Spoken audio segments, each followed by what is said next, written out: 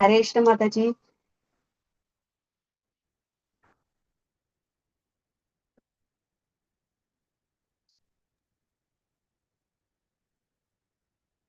ഹരേ കൃഷ്ണ. എല്ലാവർക്കും പ്രണാമം.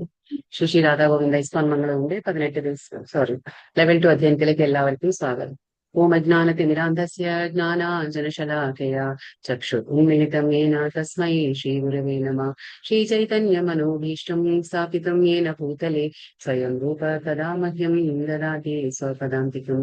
വന്ദേഹം ശ്രീഗുരോ ശ്രീയുത പദകമലം ശ്രീഗുരും വൈഷ്ണവാംശ്ച ശ്രീരൂപം സാഗ്രജാതം सहगणा रघुनाथामृतं तं सजीवं साद्वैतं सावधूतं परिजनसहितं कृष्णचैतन्यदेवं श्रीराधा कृष्णपादां सहगणा ललिता श्रीशाखान्वितांश्च। हे कृष्णा करुणा सिन्धु दीनबन्धो जगत्पते गोपेश गोपिका कान्ता राधा कान्त नमोऽस्तुते। तप्त काञ्चन गौराङ्गी राधे वृन्दावनेश्वरी वृषभानुसुते देवी प्रणमामि हरिप्रिये। वाञ्छाकल्पतरुभ्यश्च कृपा सिन्धुभ्य एव च पतितानां पावनेभ्यो वैष्णवेभ्यो नमो नमः। नमो विष्णुपादाय कृष्णपृष्ठाय भूतले श्रीमते भक्तिवेदान्त स्वामिनिति नामिने।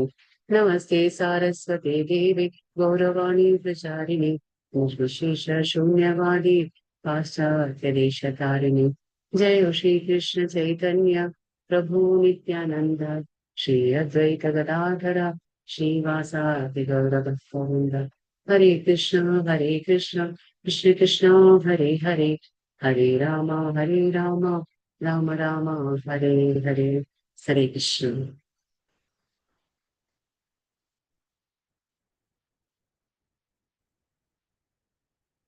हरे कृष्ण माता जी। हरे कृष्ण माता जी प्रणाम। हरे कृष्ण माता जी। हरे कृष्ण प्रणाम। हरे कृष्ण माता जी। ഹരേ കൃഷ്ണ മാതാജി. ആരാ എന്താ പറയുന്നത്? ഹരേ കൃഷ്ണ.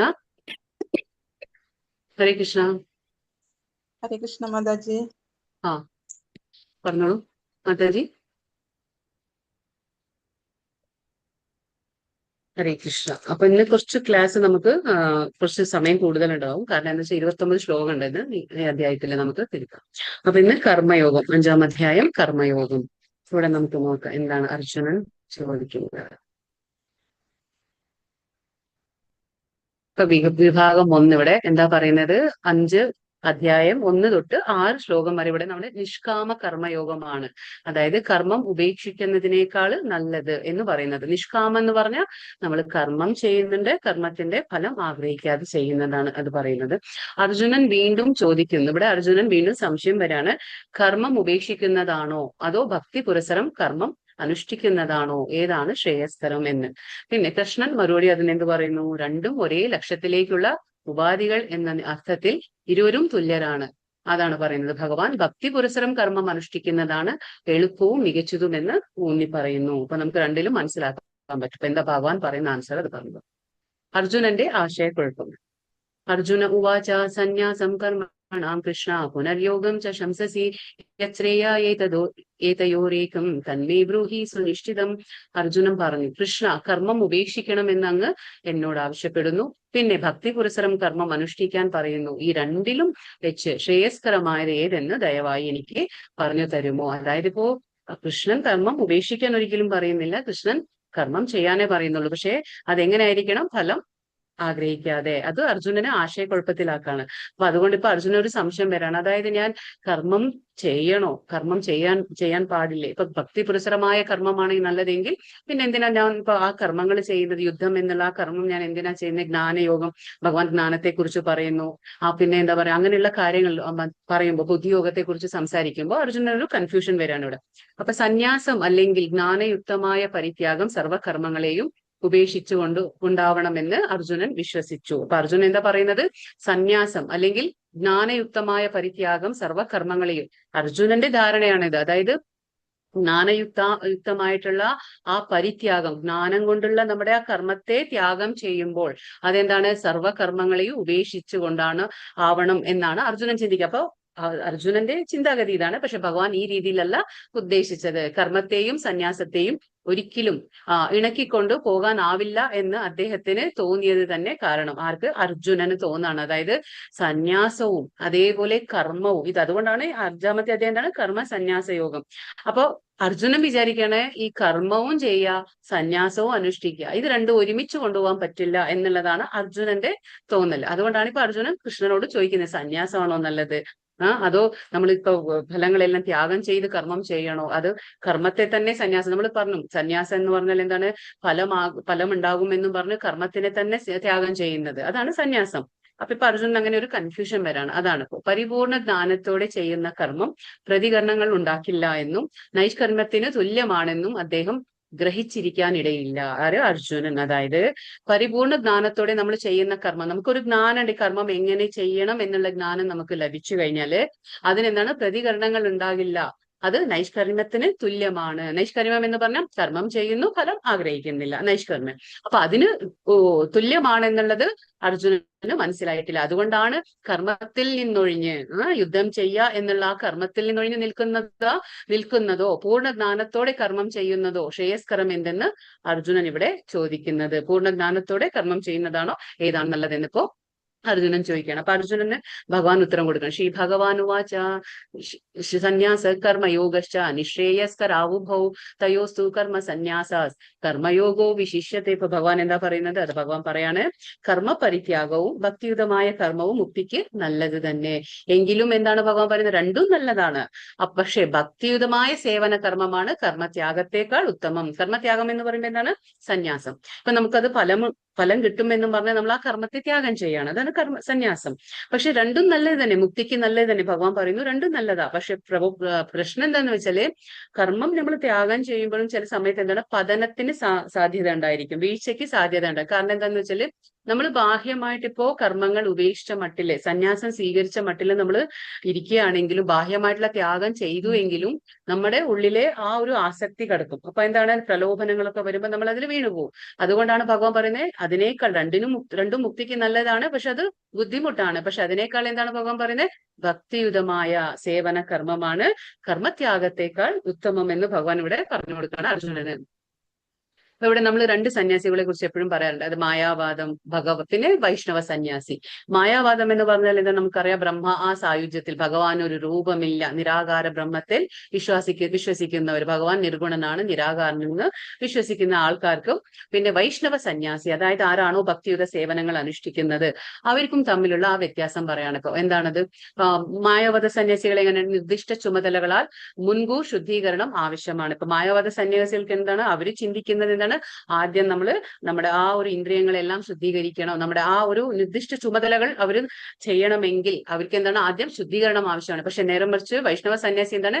പ്രക്രിയ തന്നെ ശുദ്ധീകരിക്കുന്നു. എന്താണ് പ്രക്രിയ? ഇവിടെ ഭക്തിയുതമായ സേവനമാണ് അനുഷ്ഠിക്കുന്നത്. അപ്പൊ ആ ഒരു ഭക്തിയുത സേവനം തന്നെ നമ്മളെ ആന്തരികമായിട്ട് ശുദ്ധീകരിക്കുന്ന ഒന്നാണ്. അത് നമ്മൾ മനസ്സിലാക്കണം. കേവലം ജ്ഞാന വിമോചനത്തിന് അപര്യാപ്തമാണ്. അതായത് ഇവിടെ കേവലം ജ്ഞാനമാണ്. നമ്മൾ പറഞ്ഞില്ല, അവര് ഒരുപാട് ജ്ഞാനികളായിരിക്കും, ഒരുപാട് ജ്ഞാനം നേടിയിട്ടുള്ള ആൾക്കാരായിരിക്കും മായാവാദ സന്യാസികൾ. അപ്പൊ അവർക്ക് എന്താണ്? ജ്ഞാനം ഉണ്ടായിരിക്കും. പക്ഷെ ആ ജ്ഞാനം വിമോചനത്തിന് പര്യാപ്തമല്ല, അത് പോരാ. നമുക്ക് വെറും ജ്ഞാനം കൊണ്ട് ഭഗവാനെ പ്രാപിക്കാനോ നമുക്ക് മോചനം നേടാനോ, ശാശ്വതമായ മോചനം നേടാൻ കഴിയില്ല. പക്ഷെ നേരെ മറിച്ച് ഇവിടെ എന്താ? വൈഷ്ണവ സന്യാസിക്ക് എന്താണ്? അവിടെ പ്രവൃത്തി നിർബന്ധമാണ്. ഇവിടെ നമ്മൾ പ്രവൃത്തിയിൽ നിന്ന് ഓടുന്നില്ല, നമ്മളിവിടെ പ്രവൃത്തികൾ ചെയ്യുന്നു, നമ്മുടെ ഇന്ദ്രിയങ്ങളെല്ലാം നമ്മൾ എൻഗേജ് ചെയ്യുന്നു, നമ്മൾ ഇന്ദ്രിയങ്ങളെ നമ്മൾ അതിൽ ഏർപ്പെടുത്തുന്നു. ഏതിന്? കർമ്മത്തില്. അപ്പൊ ആത്മാവിന്റെ അവസ്ഥയിൽ പ്രവർത്തിക്കണം. പക്ഷെ ഇവിടെ ഒരു ബോധം ഉണ്ടായിരിക്കും, നമ്മൾ ചെയ്യുന്നതെല്ലാം ഭഗവാന് വേണ്ടിയിട്ട് ആത്മാവിന്റെ അവസ്ഥയിലാണ് അവർ പ്രവർത്തിക്കുന്നത്. താഴെ വീഴാനുള്ള സാധ്യതയുണ്ട്. എവിടെ? മായാവാദ സന്യാസത്തിൽ താഴെ വീഴാൻ സാധ്യതയുണ്ട്. ഇവിടെ വിജയം ഉറപ്പാണ്, ദൈവരാജ്യത്തിലേക്കുള്ള പ്രവേശനം ഉറപ്പായിരിക്കും. അപൂർണമായ ത്യാഗമാണ്. കാരണം ഇവിടെ എന്താണെന്ന് വെച്ചാല് ഇവര് ബ്രഹ്മസത്യ ജഗത് മിഥ്യ എന്നുള്ള ആ ധാരണയിലാണ്. അപ്പൊ എന്താണ്? അപ്പൊ അവർക്ക് എന്തും ഇത് വേണ്ട, ഇത് വേണ്ട, ഇത് വേണ്ട. കാരണം അവർക്ക് അതെല്ലാം ആ ത്യാഗം ചെയ്യണം. അവരുടെ ഇന്ദ്രിയങ്ങളെ അവർ വളരെയധികം കർശനമാക്കി നിയന്ത്രിക്കുകയാണ് ചെയ്യുന്നത്. ഇവിടെ മായാവധ സന്യാസികൾ ഇന്ദ്രിയങ്ങളെ നിയന്ത്രിച്ചുകൊണ്ട്. പക്ഷെ അപ്പൊ അപൂർണമായിട്ടുള്ള ത്യാഗമാണത്. പക്ഷെ ഇവിടെ എന്താണ്? സമ്പൂർണ്ണ ത്യാഗം. ത്യാഗം എന്ന് പറഞ്ഞാൽ എങ്ങനെയാണ്? ഇത് ഭഗവാൻ യുക്ത വൈരാഗ്യം. നമ്മൾ പറയും ഇവിടെ യുക്ത വൈരാഗ്യം. ഇവിടെ ഒന്നും അവർ അനാവശ്യമായിട്ട് ത്യാഗം ചെയ്യേണ്ട ആവശ്യമില്ല. കാരണം എല്ലാം ഭഗവാന്റെ ശക്തികളാണ്. അപ്പൊ ഭഗവാൻ എന്ത് തന്നിട്ടുണ്ടോ അതെല്ലാം നമ്മൾ എന്ത് ചെയ്യും? ഭഗവാന്റെ സേവനത്തിൽ ഏർപ്പെടുത്തും. അത്ര മാത്രമേ ഉള്ളൂ. അപ്പൊ എല്ലാ കൃഷ്ണന് വേണ്ടി ഉപയോഗിക്കാൻ പറ്റും നമുക്കിവിടെ. അതാണ് യുക്ത വൈരാഗ്യം ഇവിടെ. അപ്പൊ വേര് കണ്ടെത്തുക വിഷ്ണു. അതായത് ഇവിടെ എന്താ പറഞ്ഞ മായാവത സന്യാസികൾ എന്താ ചെയ്യുന്നത്? അവർക്കൊരു ജ്ഞാനം ഉണ്ടാവും. എന്താണ്? നമ്മൾ ഈ ശരീരമല്ല, നമ്മളൊരു ആത്മാവാണെന്നുള്ള ബോധം ഉണ്ട് അവർക്ക്. അപ്പൊ അവരെന്താണ്?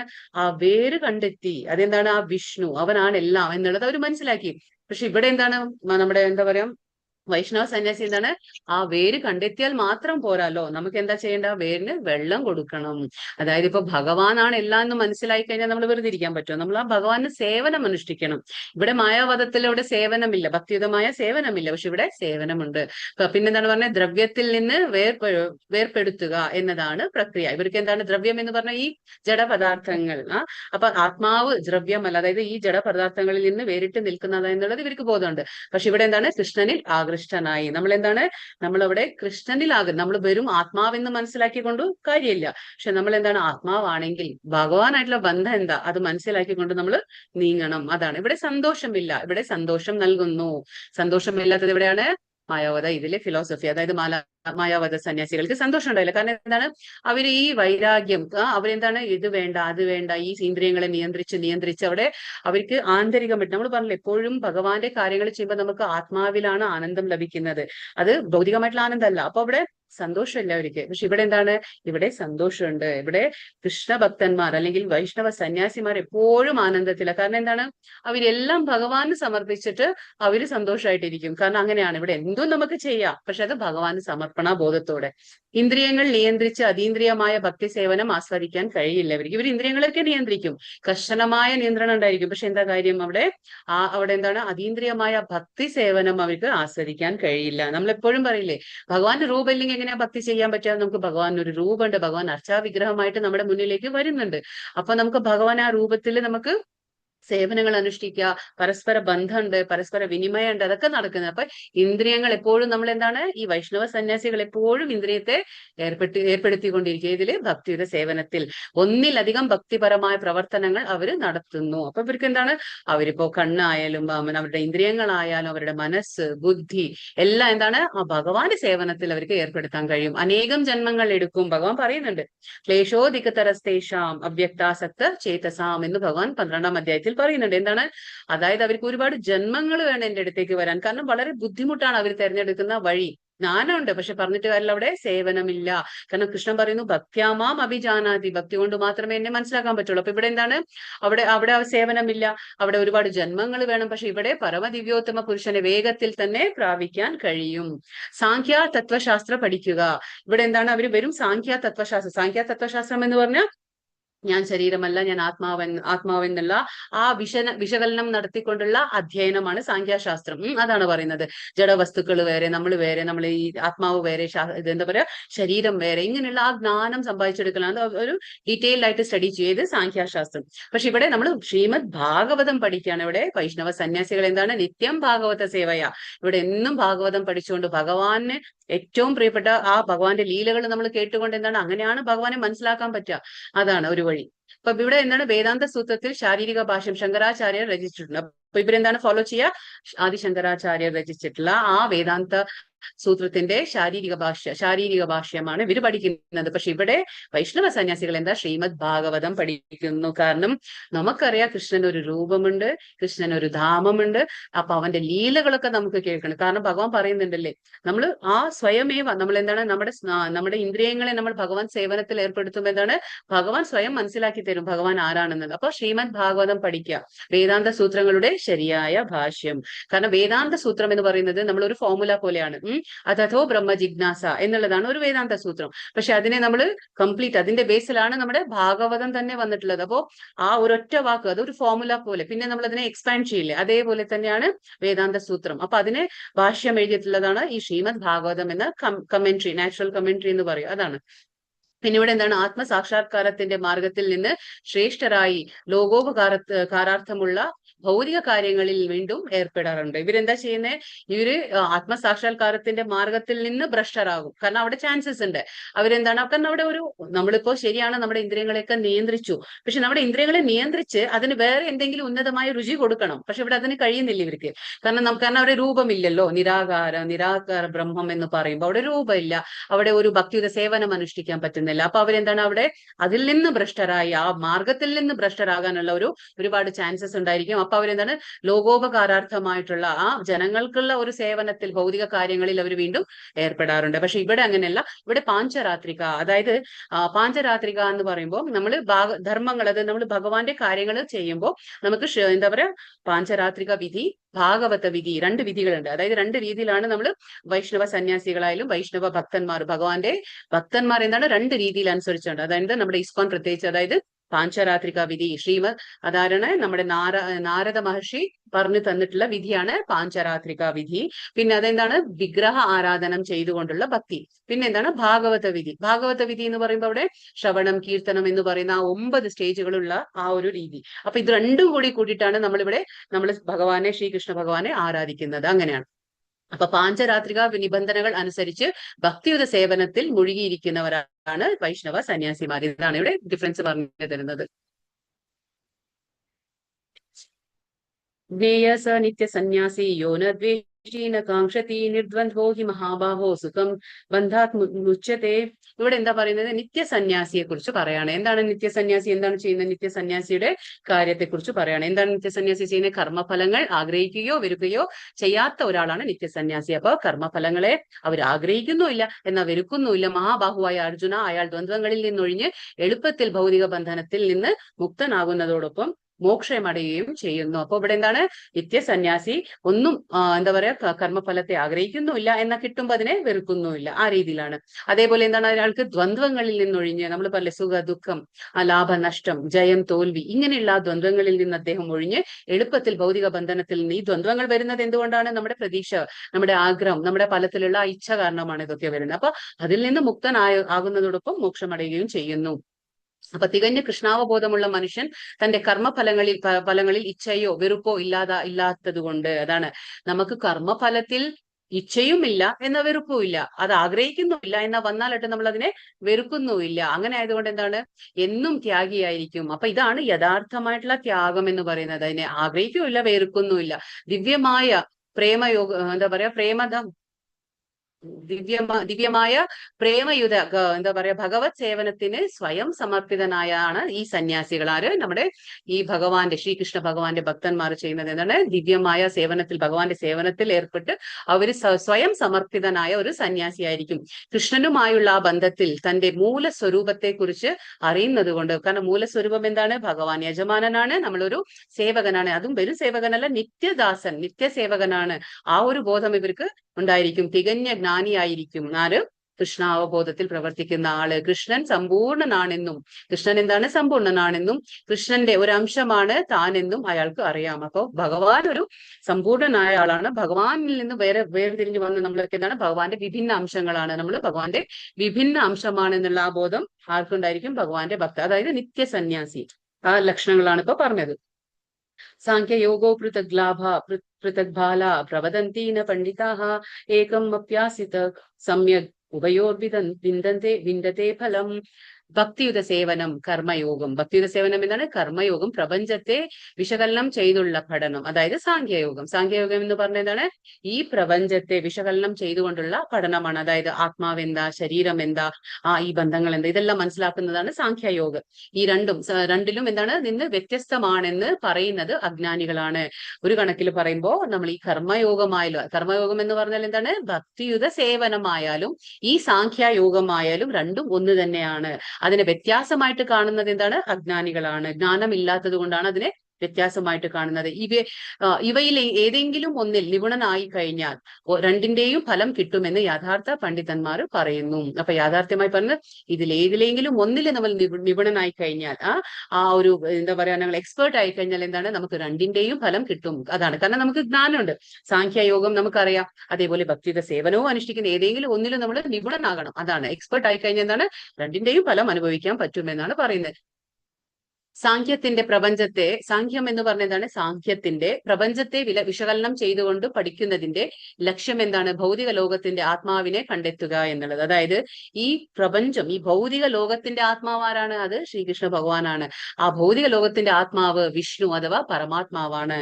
കാരണം എന്താണ്, ഈ ഭൗതിക പ്രപഞ്ചം സൃഷ്ടിച്ചിട്ടുള്ളത് ആരാണ്, ഭഗവാനാണ്. അപ്പൊ ആ ഭൗതിക പ്രപഞ്ചത്തിന്റെ ആത്മാവാരാണ്, അത് വിഷ്ണു. അതിനെ കണ്ടെത്തുക എന്നതാണ് ഈ സാഖ്യത്തിന്റെ ഉദ്ദേശം അല്ലെങ്കിൽ ലക്ഷ്യം. ഭക്തിയുടെ സേവനം, പരമാത്മാവിന്റെ സേവനത്തെ അനിവാര്യമാക്കി തീർക്കുന്നു. ഭക്തിയുത സേവനം എന്താ ചെയ്യുന്നത്? ഭഗവാൻ നമുക്കിപ്പോ മനസ്സിലാക്കാൻ മാത്രമല്ലല്ലോ, നമുക്ക് ആ ജ്ഞാനം കിട്ടിക്കഴിഞ്ഞാൽ നമ്മൾ എന്താണ്, നമ്മൾ പ്രവർത്തിക്കുന്നു, നമ്മൾ വെറുതെ ഇരിക്കുന്നില്ല. ഭക്തിയുത സേവനം, ഭക്തിയുത ഭഗവത് സേവനം പരമാത്മാവിന്റെ സേവനത്തെ അനിവാര്യമാക്കി തീർക്കുന്നു. ഇപ്പൊ രണ്ടും കണക്കാക്കുമ്പോ എന്താണ്, ഒന്നെന്താണ്, മരത്തിന്റെ വേരിനെ അന്വേഷിക്കുന്നു. ഏത്? സാഖ്യായോഗം മരത്തിന്റെ വേരിനെ അന്വേഷിക്കുന്നു. പക്ഷെ ഭക്തിയുത സേവനം എന്താ ചെയ്യുന്നേ? മറ്റേതെന്താണ്? വേരിനെ നനയ്ക്കുന്നു. ഇതേ ഉള്ളൂ വ്യത്യാസം. ഒന്ന് വേരിനെ അന്വേഷിക്കുന്നു, മറ്റൊന്ന് വേരിനെ അന്വേഷിക്കുക മാത്രമല്ല അതിനെ നനയ്ക്കുന്നു. അപ്പൊ ഈ രണ്ടാണ് വ്യത്യാസം സാഖ്യയോഗത്തിനും ഭക്തിയുത സേവനത്തിനും പറയുന്നത് ഇവിടെ. യത് സാഖ്യേ പ്രാപ്യത്തെ സ്ഥാനം തദ്യോഗൈരപി ഗമ്യത്തെ ഏകം സാഖ്യം ച യോഗം ച യഃ പശ്യതി സ പശ്യതി. ഇവിടെ എന്താ പറയുന്നത്? ഭക്തിയുത സേവനം കൊണ്ട്, അതായത് വിശകലനാധിഷ്ഠമായ പഠനം കൊണ്ട് പ്രാപിക്കുന്ന സ്ഥാനം ഭക്തിയുത സേവനം കൊണ്ട് നേടാം. അതുകൊണ്ട് വിശകലനാധിഷ്ഠിതമായ പഠനവും ഭക്തിയുത സേവനവും ഒരേ ശ്രേണിയിലാണെന്ന് മനസ്സിലാക്കുന്ന ആള് വസ്തുതകൾ യഥാർത്ഥമായി ദർശിക്കുന്നു. അപ്പൊ അതാണ് പറയുന്നത്. അപ്പൊ ആർക്കാണോ ഈ ഭക്തിയുത സേവനം അനുഷ്ഠിക്കാൻ കഴിയുന്നത് അവർക്ക് എന്താണ്, യഥാർത്ഥമായിട്ട് എല്ലാം മനസ്സിലാകുന്നു. കാരണം എന്താണ്, ഈ സാഖ്യയോഗം എന്ന് പറഞ്ഞ എന്താണ്, വിശകലനമായിട്ടുള്ള ആ ഒരു പഠനമാണ്. അപ്പോ ഭക്തിയുത സേവനവും ഈ സാഖ്യയോഗവും ഒരേ ശ്രേണിയിലാണെന്നുള്ളത് യഥാർത്ഥമായി ആർക്കാണോ മനസ്സിലാകുന്നത് അദ്ദേഹമാണ് ശരിക്കും ദർശിക്കുന്നത് എന്ന് ഇവിടെ ഭഗവാൻ പറയുന്നു. കാരണം സാഖ്യയോഗത്തിന്റെ ഉദ്ദേശം എന്താണ്? മനസ്സിലാക്കാൻ, നമ്മൾ ഈ ശരീരമല്ല ആത്മാവാണെന്ന്. ഭക്തിയോഗം എന്താ ചെയ്യുന്നത്? അത് തന്നെ, നമ്മൾ മനസ്സിലാക്കുന്നു നമ്മൾ ആത്മാവാണെന്ന്. പക്ഷെ നമ്മൾ എന്ത് ചെയ്യുന്നു? പ്രവർത്തനരഹിതരാകുന്നില്ല, നമ്മൾ പ്രവർത്തിക്കുന്നു, ഭഗവാന് വേണ്ടി നമ്മൾ പ്രവർത്തിക്കുന്നു. അപ്പൊ ഭക്തിയോഗവും സാഖ്യയിൽ ഒരാൾ ആദ്യമായി ചെയ്യേണ്ടത് ഭൗതികതയുമായുള്ള ബന്ധം വിച്ഛേദിക്കലാണ്. ഭൗതികമായിട്ടുള്ള ആ ബന്ധം വിച്ഛേദിക്കലാണ്. ഭക്തിയോഗത്തിലാകട്ടെ കൃഷ്ണാവബോധ പ്രവർത്തനങ്ങളുമായി ബന്ധം സ്ഥാപിക്കലും. ഇപ്പൊ രണ്ടും ഒന്ന് തന്നെ. ഇപ്പൊ അവരെന്ത് ചെയ്യുന്നു? ഈ ഭൗതികമായിട്ടുള്ള ആ കാര്യങ്ങളെല്ലാം വിശകലനം ചെയ്തുകൊണ്ട് അതിനെ സ്റ്റഡി ചെയ്യുക, അതാണ്. പക്ഷെ ഭക്തിയോഗത്തിൽ എന്താ ചെയ്യുന്നത്? കൃഷ്ണാവബോധത്തിന് പ്രവർത്തനങ്ങളുണ്ട്. ഇവിടെ കൃഷ്ണാവബോധത്തില് നമ്മൾ പ്രവർത്തനങ്ങളിലൂടെ നമ്മൾ ബന്ധം സ്ഥാപിക്കണം. ആരുടെ കൂടെ? ഭഗവാന്റെ കൂടെ നമ്മൾ ബന്ധം സ്ഥാപിക്കലാണ്. ഒരു പ്രക്രിയ വിരക്തി എന്നും മറ്റേത് ആസക്തി എന്നും ലക്ഷ്യമാക്കുന്നു എന്ന് ബാഹ്യമായി തോന്നുമെങ്കിലും, അതായത് ഇപ്പൊ നമുക്ക് സാഖ്യയോഗത്തിൽ എന്താ തോന്നുന്നത്? അവര് വിരക്തിയിലാണ്, അതായത് അവർ ഇന്ദ്രിയങ്ങളെല്ലാം കർശനമായി നിയന്ത്രിക്കുന്നു. അവര് അങ്ങനെയുള്ള ഇന്ദ്രിയ നിയന്ത്രണത്തിലാണ് അവരെല്ലാം കാര്യങ്ങളും മനസ്സിലാക്കി കൊണ്ടുവരുന്നത്. ഞാനൊരു ആത്മാവാണ് എന്നും പറഞ്ഞ് ഇന്ദ്രിയ നിയന്ത്രണം. അവിടെ നമുക്ക് വിരക്തി എന്ന് തോന്നും. മറ്റേതെന്താണ്? ഭക്തി. അതിൽ നമുക്ക് ആസക്തി എന്നും തോന്നും. അത് ആസക്തിയാണ് ലക്ഷ്യം എന്നുള്ളത് നമുക്ക് പുറമെ ബാഹ്യമായി നമുക്ക് അങ്ങനെ കാണുമെങ്കിലും വാസ്തവത്തിൽ രണ്ടും ഒന്ന് തന്നെയാണ്. അതായത് രണ്ടും ഒന്ന് തന്നെയാണ്. ഇപ്പൊ ഒരു വിരക്തി എന്നോട് ഇന്ദ്രിയങ്ങളെ നിയന്ത്രിക്കുന്നു. പക്ഷെ ഇവിടെ കൃഷ്ണന്റെ ഭക്തിയിൽ എന്താ ചെയ്യുന്നത്? നമ്മൾ ഇന്ദ്രിയങ്ങളെ ബാഹ്യമായിട്ട് വെറുതെ നിയന്ത്രിച്ചിട്ട് നമ്മൾ വെക്കുന്നില്ല. പക്ഷെ ഇവിടെ നമ്മൾ നിയന്ത്രിച്ച് നമ്മൾ ആസക്തി, അതായത് ഭഗവാന്റെ കാര്യത്തിൽ നമ്മൾ ആസക്തരാകുന്നു. അപ്പൊ ആ ഇന്ദ്രിയങ്ങളെല്ലാം നമ്മൾ എന്ത് ചെയ്യുന്നു? ഭൗതികതയിൽ നിന്ന് മാറ്റി നമ്മൾ ഭഗവാനിലേക്ക് തിരിക്കുന്നു. അതാണ് വ്യത്യാസം. അത്രയേ ഉള്ളൂ. അതപ്പോ രണ്ടും കൂടി ഒന്ന് തന്നെ അത് കാണുന്നത് നമുക്ക് അങ്ങനെ വ്യത്യാസമായിട്ട് കാണുമെങ്കിലും പക്ഷെ ഒന്ന് തന്നെയാണ്. ഭൗതിക വസ്തുക്കളോടുള്ള ആ വിരക്തിയും കൃഷ്ണനിലേക്കുള്ള ആസക്തിയും ഒന്ന് തന്നെ. അതാണ് നമ്മൾ പറയുന്നത്. ഇപ്പോ സാഖ്യയോഗത്തിൽ സാഖ്യ ഫിലോസഫിയിൽ എന്താ പറയുന്നത്? ഭൗതികമായിട്ടുള്ള ആ വസ്തുക്കളോടുള്ള ഒരു വിരക്തി. പക്ഷെ കൃഷ്ണാവബോധത്തിൽ എന്താണ്? കൃഷ്ണനുമായിട്ടുള്ള ഒരു ആസക്തി. അതാണ് ആ കൃഷ്ണനിലേക്കുള്ള ആസക്തി ഒന്ന് തന്നെയാണ്. അപ്പൊ നമുക്ക് അവിടെ ഭൗതികമായിട്ട് നാച്ചുറൽ ആയിട്ട് നമ്മൾ ഭഗവാന്റെ ഭക്തി ചെയ്തുകൊണ്ടിരിക്കുമ്പോൾ ഭൗതിക വിഷയങ്ങളിലെ ആസക്തി നമുക്ക് തനിയെ കുറഞ്ഞു വരും. അതാണ് പറയുന്നത്. അപ്പൊ ഇത് മനസ്സിലാക്കുന്ന ആള് കാര്യങ്ങൾ യഥാർത്ഥമായി കാണുന്നു. ഇത് ആർക്കാണോ മനസ്സിലാകുന്നത് അവർ യഥാർത്ഥമായിട്ട് കാണുന്നു എന്ന് ഭഗവാൻ പറയുന്നു.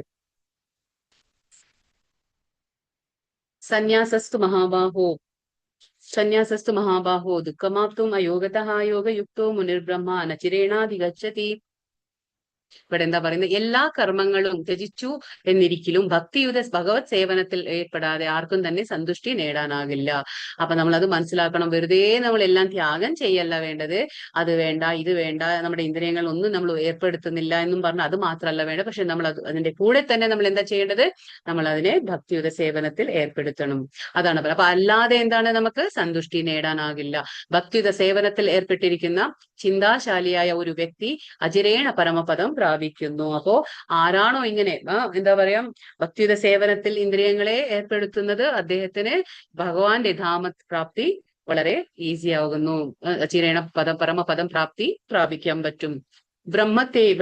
ബ്രഹ്മം എന്തെന്നും അതല്ലാത്തത് എന്തെന്നും ഉള്ള ഊഹാപോഹങ്ങൾ നടത്തുന്ന സന്യാസികളെക്കാൾ എത്രയോ ശ്രേഷ്ഠമായ നിലയിലാണ് കൃഷ്ണാവബോധ പ്രവർത്തനങ്ങളിൽ ഏർപ്പെട്ടിരിക്കുന്നവർ. അപ്പൊ അതായത് ഇപ്പൊ ബ്രഹ്മം എന്താ, നമ്മൾ പറഞ്ഞില്ലേ, മാനസികമായിട്ട് ഉള്ള ആ ഊഹാപോഹമല്ല ഭക്തിയുത സേവനം. കാരണം ഭക്തിയുത സേവനം എന്ന് പറഞ്ഞാൽ ജ്ഞാനകർമാതി അനാവൃതം, അതായത് മാനസികമായിട്ടുള്ള നമുക്ക് ഒരുപാട് ജ്ഞാനമുണ്ട്, നമ്മൾ ആത്മാവാണ് ശരീരമല്ല എന്നുള്ള ജ്ഞാനമുണ്ട്. പക്ഷെ എന്നിട്ട് നമ്മൾ എന്താണ് ഭഗവാനെ കുറിച്ചുള്ള ഊഹാപോഹങ്ങൾ, മാനസികമായിട്ടുള്ള ഊഹാപോഹങ്ങൾ അത് നടത്തുന്ന ആൾക്കാരെക്കാളും ആ ബ്രഹ്മം എന്താ, അതല്ലാത്തത് എന്താന്നൊക്കെ ഒരുപാട് പഠിച്ചു മനസ്സിലാക്കി ജ്ഞാനം നേടി മാനസികമായിട്ടുള്ള ആ ഊഹാപോഹങ്ങൾ നടത്തുന്ന ആൾക്കാരെക്കാൾ ഭേദം എന്താണ്? ഒന്നും ചിന്തിക്കാതെ അവര് ഭഗവാൻ എന്താന്ന് മനസ്സിലായി, നമ്മൾ എന്താന്ന് മനസ്സിലായി, ഭഗവാനും നമുക്കുള്ള തമ്മിലുള്ള ബന്ധം മനസ്സിലായി കഴിഞ്ഞാൽ ഉടനടി പ്രവർത്തിക്കുന്നവർ, അവരെന്താ ചെയ്യുന്ന, അവരാണ് ഭേദം. കൃഷ്ണാവബോധ പ്രവർത്തനത്തിൽ ഏർപ്പെടുന്നവരാണ് ഇതിലും ഭേദം. എന്നാൽ ഇങ്ങനെ ഊഹാപോഹം നടത്തുന്നവരും കൃഷ്ണാവബോധത്തിൽ ചേരും. അതായത് ഈ മാനസികമായിട്ടുള്ള ഊഹാപോഹം നടത്തുന്നവർ എന്താണ്, കൃഷ്ണാവബോധത്തിൽ ചേരും ഒട്ടേറെ ജന്മങ്ങൾക്ക് ശേഷമെന്ന് മാത്രം. അതാ ഭഗവാൻ പറയുന്നില്ലേ, ബഹുനാം ജന്മനാമന്തെ ജ്ഞാനവാൻ മാ പ്രപദ്യത്തെ. സ്വയം കൃഷ്ണൻ പറയുന്നുണ്ട് 7-ാം അധ്യായത്തില്, എന്നെ പ്രാപിക്കണമെങ്കിൽ അവർക്ക് ജ്ഞാനമുണ്ട്, പക്ഷെ ആ ജ്ഞാനത്തില് ഭഗവാനെ കിട്ടില്ല. ആ ജ്ഞാനത്തിൽ നിന്ന് നമ്മൾ ഭക്തിയുത സേവനത്തിലേക്ക് വരണം, അല്ലെങ്കിൽ എന്താണ്, വെറും ജ്ഞാനമായിരിക്കും, ആ ജ്ഞാനത്തിൽ ഭഗവത് പ്രാപ്തി ഉണ്ടായിരിക്കില്ല. അപ്പൊ അതുകൊണ്ട് അവരുടെ വഴി വളരെ ബുദ്ധിമുട്ടാണ്, അവർക്ക് ആനന്ദിക്കാനും പറ്റുന്നില്ല. പക്ഷെ നേരെ മറിച്ച് ഭഗവാന്റെ ഭക്തന്മാര് ജ്ഞാനം കിട്ടുന്നുണ്ട്, അവർ ആ ഇന്ദ്രിയ നിഗ്രഹങ്ങളൊന്നും എന്താ ആർട്ടിഫിഷ്യൽ ആയിട്ട് ചെയ്യേണ്ട ആവശ്യമില്ല, ബാഹ്യമായിട്ട് അവർ ഭഗവാന്റെ ഭക്തിയിൽ ഏർപ്പെടുമ്പോൾ തന്നെ ഭൗതികമായിട്ടുള്ള ആസക്തി കുറഞ്ഞ് അവർക്ക് കൃഷ്ണനെ പ്രാപിക്കാൻ പറ്റും. അപ്പൊ ഇവരെന്താണ്, ഇവരും വരും, പക്ഷെ പറയുന്നത് എങ്ങനെയാണ്, ഒരുപാട് ജന്മങ്ങൾക്ക് ശേഷമാണ് എന്ന് പറയുന്നു. കാരണം ജ്ഞാനമുണ്ട്, പക്ഷെ അതുകൊണ്ട് അവർ എത്താൻ പറ്റും ഭഗവാന്റെ അടുത്തേക്ക്. പക്ഷെ കുറെ ജന്മങ്ങൾക്ക് ശേഷമാണ് കൃഷ്ണാവബോധത്തിലേക്ക് അവർ വരാൻ സാധിക്കുക. അപ്പൊ നിഷ്കാമ കർമ്മയോഗം എങ്ങനെ ചെയ്യാം, അതാണ്, അതിനെ കുറിച്ചാണ് ഇപ്പോൾ അടുത്ത ശ്ലോകം പറയുന്നത്. നിഷ്കാമ കർമ്മയോഗം എങ്ങനെ ചെയ്യാം. യോഗയുക്തോ വിശുദ്ധാത്മാ വിജിതാത്മാ ജിതേന്ദ്രിയ സർവഭൂതാത്മഭൂതാത്മാ കുർവന്നപി ന ലിപ്യത്തെ. ഭക്തിപൂർവം പ്രവർത്തിക്കുന്നവനും വിശുദ്ധ ആത്മാവും ഇന്ദ്രിയങ്ങളെ മനസ്സിനെയും നിയന്ത്രിക്കുന്നവനും ഒരാൾ എല്ലാവർക്കും പ്രിയങ്കരനാണ്. ആരാണോ ഭക്തിപൂർവമായിട്ടുള്ള പ്രവർത്തനത്തിൽ ഏർപ്പെടുന്നത്, വിശുദ്ധാത്മാവ്, അതായത് പരിശുദ്ധമായ ആത്മാവ്. കാരണം അവർക്ക് എല്ലാവരും ഒരുപോലെയാണ് കാണാൻ കഴിയുക. അപ്പൊ ഇന്ദ്രിയങ്ങളെ മനസ്സിനെയും നിയന്ത്രിക്കുന്നവൻ, ആർക്കാണോ ഇന്ദ്രിയങ്ങളെയും മനസ്സിനെയും നിയന്ത്രിക്കാൻ കഴിയുന്നത്. നമ്മൾ ഭക്തിയുത സേവനം അനുഷ്ഠിക്കുമ്പോൾ തന്നെ ഈ പറയുന്ന കാര്യങ്ങളൊക്കെ നമുക്ക് ചെയ്യാൻ പറ്റും. അതായത് നമ്മൾ ഇതിന് പ്രത്യേകിച്ച് പ്രയത്നിക്കേണ്ട ആവശ്യമൊന്നുമില്ല. ഭക്തിയുത സേവനം നമ്മൾ അനുഷ്ഠിക്കുമ്പോൾ നമുക്കൊരു വിശുദ്ധ ആത്മാവായി കഴിയാം, നമുക്ക് ഇന്ദ്രിയങ്ങളെയും മനസ്സിനെയും എല്ലാം നിയന്ത്രിക്കാൻ പറ്റും. അപ്പൊ അവർ എല്ലാവർക്കും എന്താണ്, പ്രിയങ്കരനാണ്. അദ്ദേഹം എല്ലാവരെയും സ്നേഹിക്കും. കാരണം എന്താണ്, ഒബ്വിയസ്ലി നമുക്ക് എന്താണ്, നമുക്ക് മനസ്സിലാവണം, അതായത് എല്ലാവരുടെ ഹൃദയത്തിലും ഭഗവാൻ പരമാത്മാവായിട്ട് വാഴുന്നു. അപ്പൊ നമുക്ക് ആരെയും വെറുക്കാനോ ആരെയും ശത്രുസ്ഥാനത്ത് കാണാനോ നമുക്ക് കഴിയില്ല. കാരണം നമുക്ക് ഉടനടി അവരെ കാണുമ്പോൾ എന്താ ഓർമ്മ വരിക, ഭഗവാൻ പരമാത്മാ രൂപത്തില് അവരുടെ ഹൃദയത്തിലും വസിക്കുന്നു എന്ന ആ കാര്യമാണ്. അപ്പൊ അതാണ്, എല്ലാവർക്കും പ്രിയങ്കരനായിരിക്കും, എല്ലാവരെയും ഒരുപോലെ സ്നേഹിക്കാൻ കഴിയും. പ്രവർത്തിച്ചുകൊണ്ടേ ഇരുന്നാലും അവരെന്താണ്, അവർ വെറുതെ ഇരിക്കുന്നില്ല. അതാണ് പറയുന്നത്. നൈഷ്കർമ്മ്യം എന്ന് പറയുമ്പോൾ നിഷ്ക്രിയത, അതായത് ഭക്തിയുത സേവനം എന്ന് പറയുമ്പോൾ അവിടെ നിഷ്ക്രിയത ഇല്ല, അവിടെ എപ്പോഴും ഒരു പ്രവർത്തിച്ചുകൊണ്ടേയിരിക്കും. യാതൊരു കർമ്മവും അദ്ദേഹത്തെ ബന്ധിക്കുകയില്ല. എന്തുകൊണ്ടാണ് അത് അങ്ങനെ സംഭവിക്കുന്നത്? അതായത് അവര് കർമ്മം ചെയ്തുകൊണ്ടേയിരിക്കുന്നു, പക്ഷെ അത് അവരെ ബന്ധിക്കുന്നില്ല. കാരണം എന്താണെന്ന് വെച്ചാൽ അവർക്ക് നല്ല ബോധമുണ്ട്, കർമ്മം ചെയ്യുന്നത് ശ്രീകൃഷ്ണന് വേണ്ടി, കർമ്മത്തിന്റെ ഫലത്തിൽ ആസക്തിയോ വെറുപ്പോ ഒന്നുമില്ല അവർക്ക്. അതുകൊണ്ടാണ് അവര് ബന്ധനത്തിൽ ഏർപ്പെടുന്നില്ല. അപ്പൊ അതാ പറയുന്നത്, ഇന്ദ്രിയ ദമനം സാധിച്ച ഒരു മനുഷ്യൻ ആരോടും എന്താ പറയാ, ഒരു അപരാധവും ചെയ്യുകയില്ല. അതാ പറയുന്നത്. കാരണം നമ്മുടെ ഇന്ദ്രിയങ്ങൾ നിയന്ത്രണത്തിൽ ഇല്ലെങ്കിലാണ് നമുക്ക് കാമ, ക്രോധ, ലോഭ ഇതിങ്ങനെയുള്ള കാര്യങ്ങളൊക്കെ നമുക്ക് അരിഷഡ്വർഗങ്ങൾ നമ്മളിലേക്ക് കയറി വരുന്നത്. പക്ഷെ അതൊക്കെ നിയന്ത്രിച്ചു കഴിഞ്ഞാൽ നമുക്ക് ആരോടും ഒരു അപരാധം ചെയ്യാൻ നമുക്ക് സാധിക്കില്ല. എന്നാൽ അർജുനൻ യുദ്ധത്തിൽ അപരാധം ചെയ്തില്ലേ? അങ്ങനെയാണെങ്കിൽ ഇപ്പൊ നമ്മൾ ചിന്തിക്കുക, അതായത് ഇപ്പൊ അർജുനൻ യുദ്ധം ചെയ്യുമ്പോൾ അത് അപരാധമാണോ? അർജുനൻ കൃഷ്ണാവബോധം ഉണ്ടായിരുന്നില്ലേ എന്നൊക്കെ ചോദിക്കാം. അപ്പൊ എന്താണ്, അർജുനൻ ഉപരിപ്ലവമായി മാത്രമേ അപരാധം ചെയ്തുള്ളൂ. അതായത് നമുക്ക് സൂപ്പർഫിഷ്യൽ ആയിട്ട്, ബാഹ്യമായിട്ട് നമുക്കിപ്പോ അർജുനൻ അപരാധം ചെയ്ത പോലെ കാണാണ്. അതായത് അർജുനൻ ഹിംസയിൽ ഏർപ്പെട്ടു, അർജുനൻ എന്താ പറയുക, ഗുരുസ്ഥാനത്തുള്ളവരെ ദ്രോണാചാര്യരായിക്കോട്ടെ, ഭീഷ്മ പിതാമഹ, ഇവരെയൊക്കെ നമ്മളൊരു അർജുനൻ യുദ്ധത്തിൽ വധിക്കുകയാണെന്നുള്ളത് നമുക്ക് ബാഹ്യമായിട്ട് ഒരു അപരാധം ചെയ്ത പോലെ തോന്നുകയാണെങ്കിലും അർജുനൻ കുരുക്ഷേത്രത്തിൽ യുദ്ധം ചെയ്യുമ്പോഴും യഥാർത്ഥത്തിൽ യുദ്ധം ചെയ്യുകയായിരുന്നില്ല. കാരണം എന്താണ്, എല്ലാം കൃഷ്ണന് വേണ്ടിയിട്ടാണ്, കൃഷ്ണന്റെ ആജ്ഞ അനുസരിച്ചാണ്. അദ്ദേഹം തികഞ്ഞ കൃഷ്ണാവബോധത്തോടെ അർജുനൻ ഒരു ക്ഷത്രിയൻ എന്ന നിലയ്ക്ക് തന്റെ കർത്തവ്യം, ധാർമ്മിക ബാധ്യത എന്ന നിലയ്ക്ക് യുദ്ധം ചെയ്തു. അപ്പൊ അത് ബാഹ്യമായിട്ട് ഒരു ഹിംസയായിട്ട് കണക്കാക്കുമെങ്കിലും അല്ല, അങ്ങനെയല്ല അർജുനൻ ചെയ്തത്. അവിടെ എന്താണ്, അവിടെ കൃഷ്ണാവബോധത്തോടെയാണ്. വെറുതെ എനിക്കൊരു രാജ്യം കിട്ടണം, എനിക്ക് എന്ത് തന്നെ ആയാലും ഞാൻ അധർമ്മത്തിന്റെ വഴിയിലെങ്കിലും സഞ്ചരിച്ചിട്ട് എനിക്കൊരു രാജ്യം കയ്യിലാക്കണം എന്നുള്ള ആ ഒരു ദുരുദ്ദേശമൊന്നും അർജുനൻ ഉണ്ടായിരുന്നില്ല. അർജുനന് ധാർമ്മികമായിട്ടുള്ള യുദ്ധമാണ് ചെയ്തത്. കൃഷ്ണാവബോധത്തോടെയാണ് കൃഷ്ണന്റെ കൽപ്പന നിറവേറ്റുകയായിരുന്നു ആര്? അർജുനൻ. ഇപ്രകാരം പ്രവർത്തിക്കുന്ന ഒരാളെ കർമ്മഫലങ്ങൾ ബാധിക്കുകയില്ല. അതുകൊണ്ടാണ് നമ്മൾ കർമ്മ, വികർമ്മ, അകർമ്മ എല്ലാം അറിയണം. അപ്പൊ നമുക്ക് എന്താണ്? അപ്പൊ നമുക്ക് പേടിക്കാനില്ല. അപ്പൊ നമുക്കത് ബാഹ്യമായിട്ട് എന്തോ തോന്നിക്കോട്ടെ, പക്ഷെ നമ്മൾ ധർമ്മത്തിന്റെ വഴിയിലാണെങ്കിൽ, നമ്മൾ ശാസ്ത്രങ്ങൾ പറയുന്ന കാര്യങ്ങളാണ് നമ്മൾ ചെയ്യുന്നതെങ്കിൽ നമുക്ക് ഒരു തരത്തിലും പേടിക്കാനില്ല. കാരണം എന്താണ്? അവിടെ ആ കർമ്മഫലങ്ങൾ നമ്മളെ ബാധിക്കുന്നില്ല. കാരണം നമ്മൾ അത് ആസക്തി ഇല്ലാതെ എന്റെ ധാർമ്മിക ബാധ്യത, എന്റെ കർത്തവ്യമാണ്, എന്റെ നിയത കർമ്മമാണ് എന്ന രീതിയിൽ മാത്രമാണ് നമ്മൾ കർമ്മം ചെയ്യുന്നതെങ്കിൽ അത് നമ്മളെ ബാധിക്കുന്നില്ല. അതാണ് അവിടെ പറയുന്നത്. നൈവ കിഞ്ചിത് കരോമിതി യുക്തോ മന്യേത തത്വവിത് പശ്യൻ ശൃണ്വൻ സ്പൃശൻ ജിഘ്രൻ അശ്നൻ ഗച്ഛൻ സ്വപൻ ശ്വസൻ പ്രലപൻ വിസൃജൻ ഗൃഹ്ണൻ ഉന്മിഷൻ മിഷന്നപി ഇന്ദ്രിയാർത്ഥേഷു വർത്തന്ത ഇതി ധാരയൻ. ഇവിടെ എന്താ പറയുന്നത്? ദിവ്യബോധമുള്ള, അതായത് ദിവ്യമായ ബോധമുള്ള ഒരു വ്യക്തി ദർശനം, ശ്രവണം, സ്പർശനം, ഘ്രാണം, ഇതൊക്കെ എന്താ പറയുന്നത്? നമ്മുടെ ഇന്ദ്രിയങ്ങളുടെ വിഷയങ്ങളാണ്. ദർശനം എന്ന് പറഞ്ഞാൽ നമ്മുടെ കണ്ണിന്റെ, ശ്രവണം ചെവി, സ്പർശനം ത്വക്ക്, ഘ്രാണം മൂക്ക്, ഇങ്ങനെയുള്ള അശ്നം നാക്ക്, ഇതൊക്കെ പറയണം. അപ്പൊ നമ്മുടെ ഇന്ദ്രിയങ്ങൾ, ഈ ദിവ്യബോധമുള്ള ഒരു വ്യക്തി ദർശനം, ശ്രവണം, സ്പർശനം, ഘ്രാണം, അശനം, ഗമനം, നിദ്ര, ഗമനം നടക്കുന്നത്, നിദ്ര, ശ്വാസോച്ഛ്വാസം തുടങ്ങി ഏതുവരെ എന്ത് തന്നെ ചെയ്യുമ്പോഴും എന്താണ്? വാസ്തവത്തിൽ ഒന്നും ചെയ്യുന്നില്ല എന്ന് അയാൾക്ക് അറിയാം. അതായത് എന്താണ്? ഇതൊക്കെ സംഭവിക്കുന്നുണ്ട്. അതായത് നമ്മുടെ ഇന്ദ്രിയങ്ങൾ കൊണ്ട് ഇന്ദ്രിയ വിഷയങ്ങളെ കാണുന്നു, നമ്മൾ ഓരോ ആക്ടിവിറ്റി, ഓരോ കർമ്മങ്ങൾ ഇങ്ങനെ നടക്കുകയാണ്. പക്ഷെ യഥാർത്ഥത്തിൽ ഒന്നും തന്നെ നടക്കുന്നില്ല. കാരണം ആത്മാവ് ഇതൊന്നും ചെയ്യുന്നില്ല. ആത്മാവ് ആത്മാവ് ഇതിലൊക്കെ വിട്ടു നിൽക്കാണ്. കാരണം സംസാരിക്കുമ്പോഴും വിസർജിക്കുമ്പോഴും സ്വീകരിക്കുമ്പോഴും കണ്ണ് തുറക്കുമ്പോഴും അടയ്ക്കുമ്പോഴും എല്ലാം ഭൗതികമായ ഇന്ദ്രിയങ്ങൾ അവയുടെ വിഷയങ്ങളിൽ വ്യാപരിക്കുകയാണ് ചെയ്യുന്നതെന്നും അയാൾ അവയിൽ നിന്നെല്ലാം വ്യത്യസ്തനാണെന്നും സ്വയം മനസ്സിലാക്കുന്നു. അപ്പൊ ഇത് എന്തിനെ കുറിച്ച് പറയുന്നത്? അതായത് ആത്മാവിനെ കുറിച്ച്. അതായത് നമ്മൾ ആത്മാവിൽ സ്ഥിതി ചെയ്യുമ്പോൾ നമുക്ക് യഥാർത്ഥമായിട്ടുള്ള ജ്ഞാനം കിട്ടണം. അതായത് ഇതൊക്കെ സംഭവിക്കുന്നുണ്ടെങ്കിലും കൂടിയിട്ട് എന്താണ്? ആത്മാവ് ഇതിൽ നിന്നെല്ലാം വിട്ടു നിൽക്കുകയാണ്. ആത്മാവ് ഒരു തരത്തിലും ഇതിനൊന്നും അതായത് ആത്മാവ് ഇതിലൊന്നും പെടുന്നില്ല. ഇതൊക്കെ സംഭവിക്കുന്നുണ്ട്. ശരീരമാണ്, ശരീരത്തിന്റെ ഓരോ പ്രവൃത്തികളാണ് ഇതൊക്കെ. പക്ഷെ ഇതൊക്കെ നടക്കുമ്പോഴും എന്താണ്? ആ വ്യക്തിക്ക്, ദിവ്യബോധ അവസ്ഥയിലുള്ള ആ വ്യക്തിക്ക് നല്ലതുപോലെ അറിയായിരിക്കും. അതായത് ഞാൻ എന്ന് പറയുന്നത് എന്താണ്? ആത്മാവാണ്. അപ്പൊ ആത്മാവ് ഇതൊന്നും തന്നെ ചെയ്യുന്നില്ല. ആത്മാവ് ഇതിൽ നിന്നെല്ലാം ഭിന്നമായ, വ്യത്യസ്തമായ ഒരു അവസ്ഥയിൽ ആത്മാവ് നിൽക്കുകയാണ്. ഇത് സ്വയം മനസ്സിലാക്കുന്നു. അതാ പറയുന്നത്.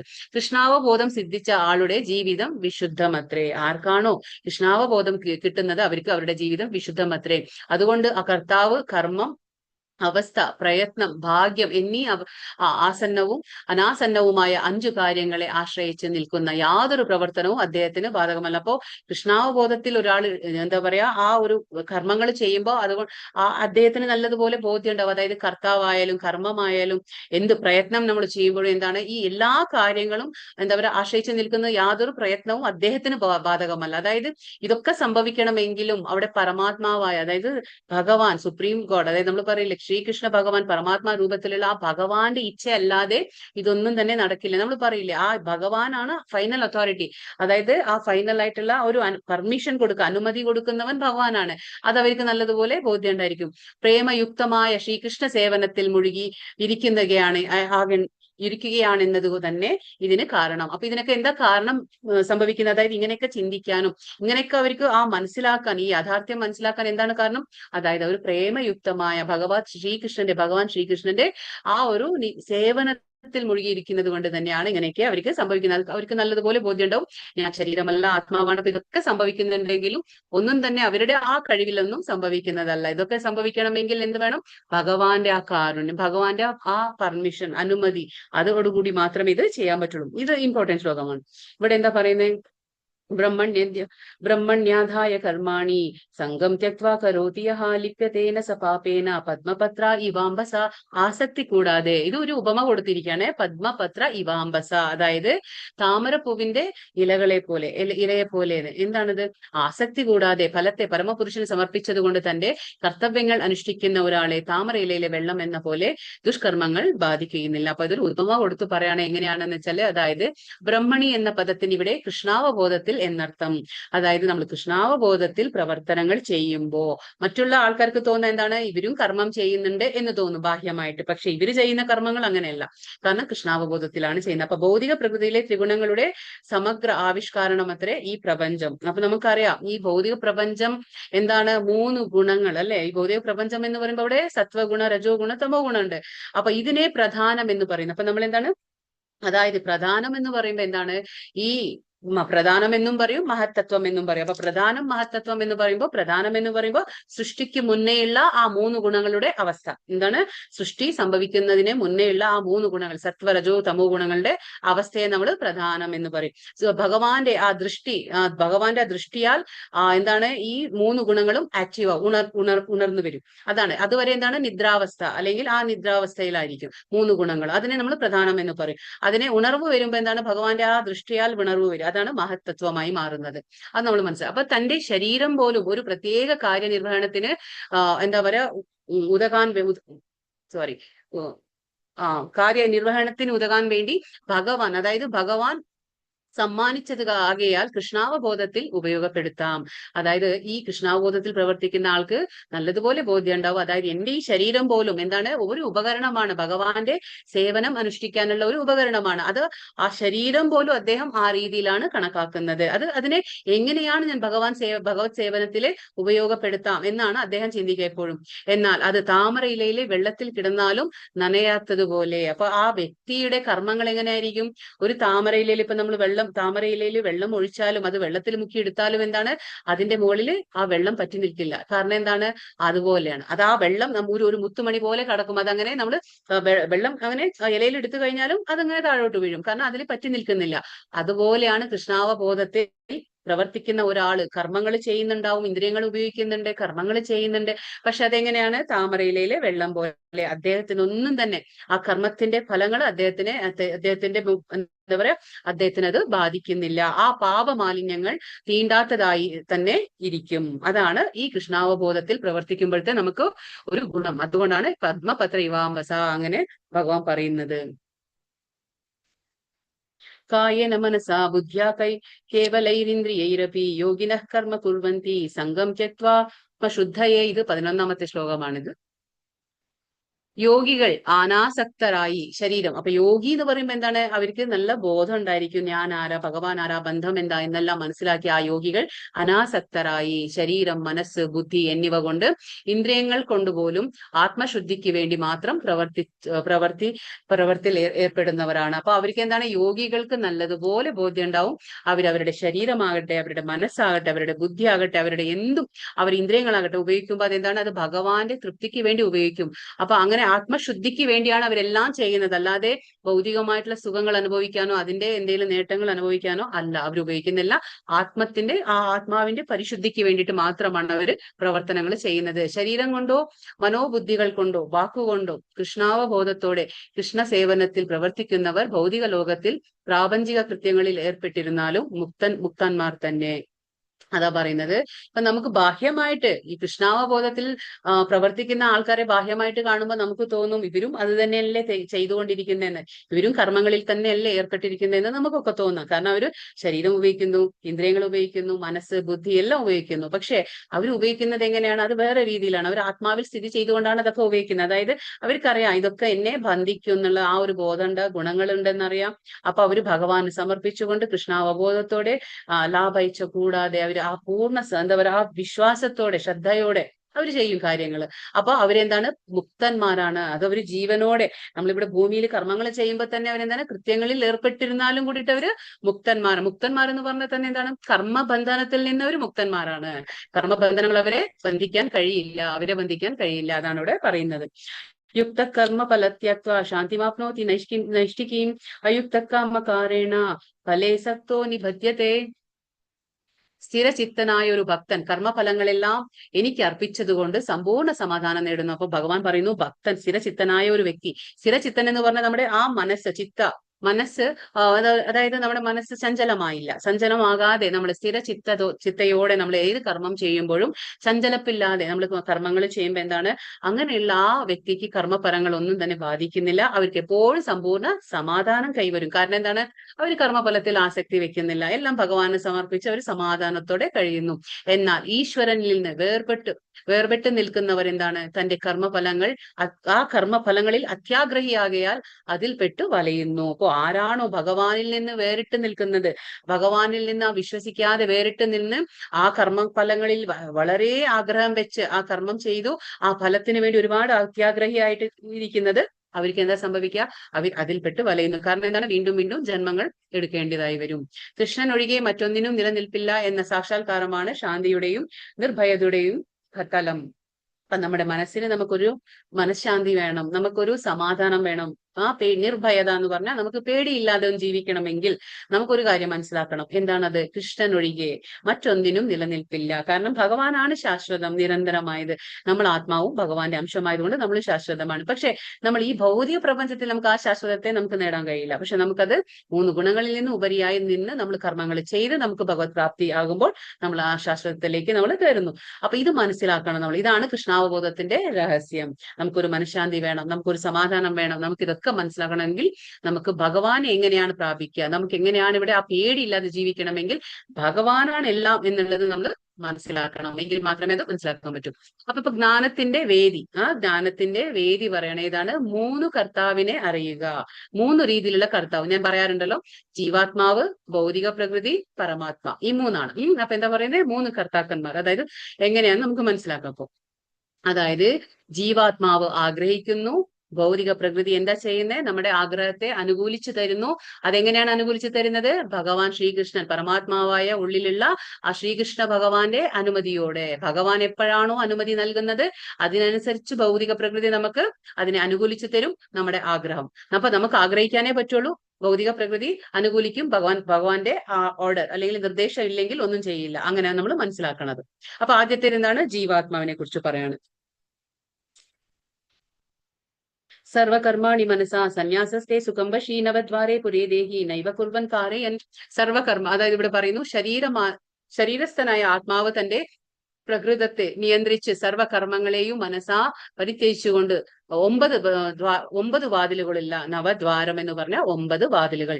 ആ പുറത്തിൽ ഭൗതിക ശരീരത്തിൽ സുഖമായി വാഴുന്നു, ഒന്നും ചെയ്യുന്നില്ല, ചെയ്യിക്കുന്നതും ഇല്ല. അപ്പൊ എന്താണ് നമ്മൾ മനസ്സിലാക്കണം? ആത്മാവ് ഒന്നും ചെയ്യുന്നില്ല, ഉള്ളിൽ ആത്മാവുണ്ട്. എന്താ പറയുന്നത്?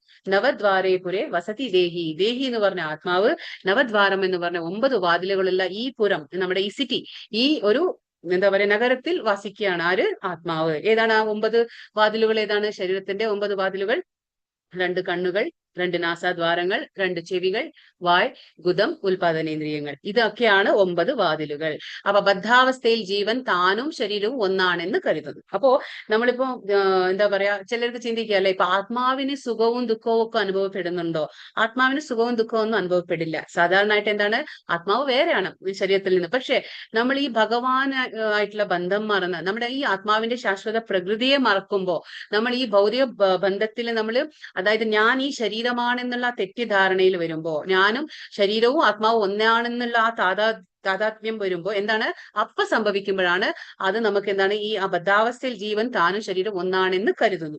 ആ സമയത്ത് അത് താൽക്കാലികമായിട്ട് നമുക്ക് തോന്നാണ് നമ്മളെല്ലാം പക്ഷെ ശരീരം വേദന അനുഭവിക്കുന്നതും സുഖം അനുഭവിക്കുന്നതൊക്കെ ശരീരമാണ്, ആത്മാവിനൊന്നും ബാധിക്കുന്നില്ല. എന്നാൽ തന്നിലുള്ള ഭഗവാനോട് താതാത്മ്യം പ്രാപിക്കാൻ കഴിഞ്ഞാൽ, പക്ഷെ നേരം മറിച്ച് ആത്മാവിന് ഉള്ളിലുള്ള ഭഗവാനായിട്ട് താതാത്മ്യം പ്രാപിക്കാൻ കഴിഞ്ഞാൽ എന്താണ്, ശരീരസ്ഥനായിരിക്കുമ്പോൾ തന്നെ ഭഗവാനോളം സ്വാതന്ത്ര്യം നേടാൻ കഴിയും. അതാണ് നമ്മൾ മനസ്സിലാക്കേണ്ടത്. ഉള്ളിൽ ആത്മാവുണ്ട്, പക്ഷെ അത് ഞാൻ ശരീരമാണെന്ന് ചിന്തിച്ചു കഴിഞ്ഞപ്പോ നമ്മൾ ആ ശരീരത്തോട് താതാത്മ്യം പ്രാപിക്കുമ്പോൾ നമുക്കതെല്ലാം സുഖദുഃഖമായി മാറുന്നു. പക്ഷെ നേരം മറിച്ച് അത് ഉള്ളിലുള്ള ഭഗവാനിലേക്കാണ് തിരിയുന്നത് ആത്മാവെങ്കിൽ, അപ്പൊ അവിടെ എന്താണ്, സ്വതന്ത്രമാകുന്നു ആത്മാവ്. ഈ ഭൗതികതയിൽ നിന്നുകൊണ്ട് തന്നെ, നമ്മൾ ഈ ശരീരാവസ്ഥയിൽ ഇരുന്നുകൊണ്ട് തന്നെ ആത്മാവിന് ഭഗവാനോളം സ്വാതന്ത്ര്യം ലഭിക്കുന്നു. കാരണം ഭഗവാൻ പറയുന്നുണ്ടല്ലോ, ഭഗവാന്റെ അംശമായതുകൊണ്ട് നമുക്ക് എല്ലാം ഉണ്ട്.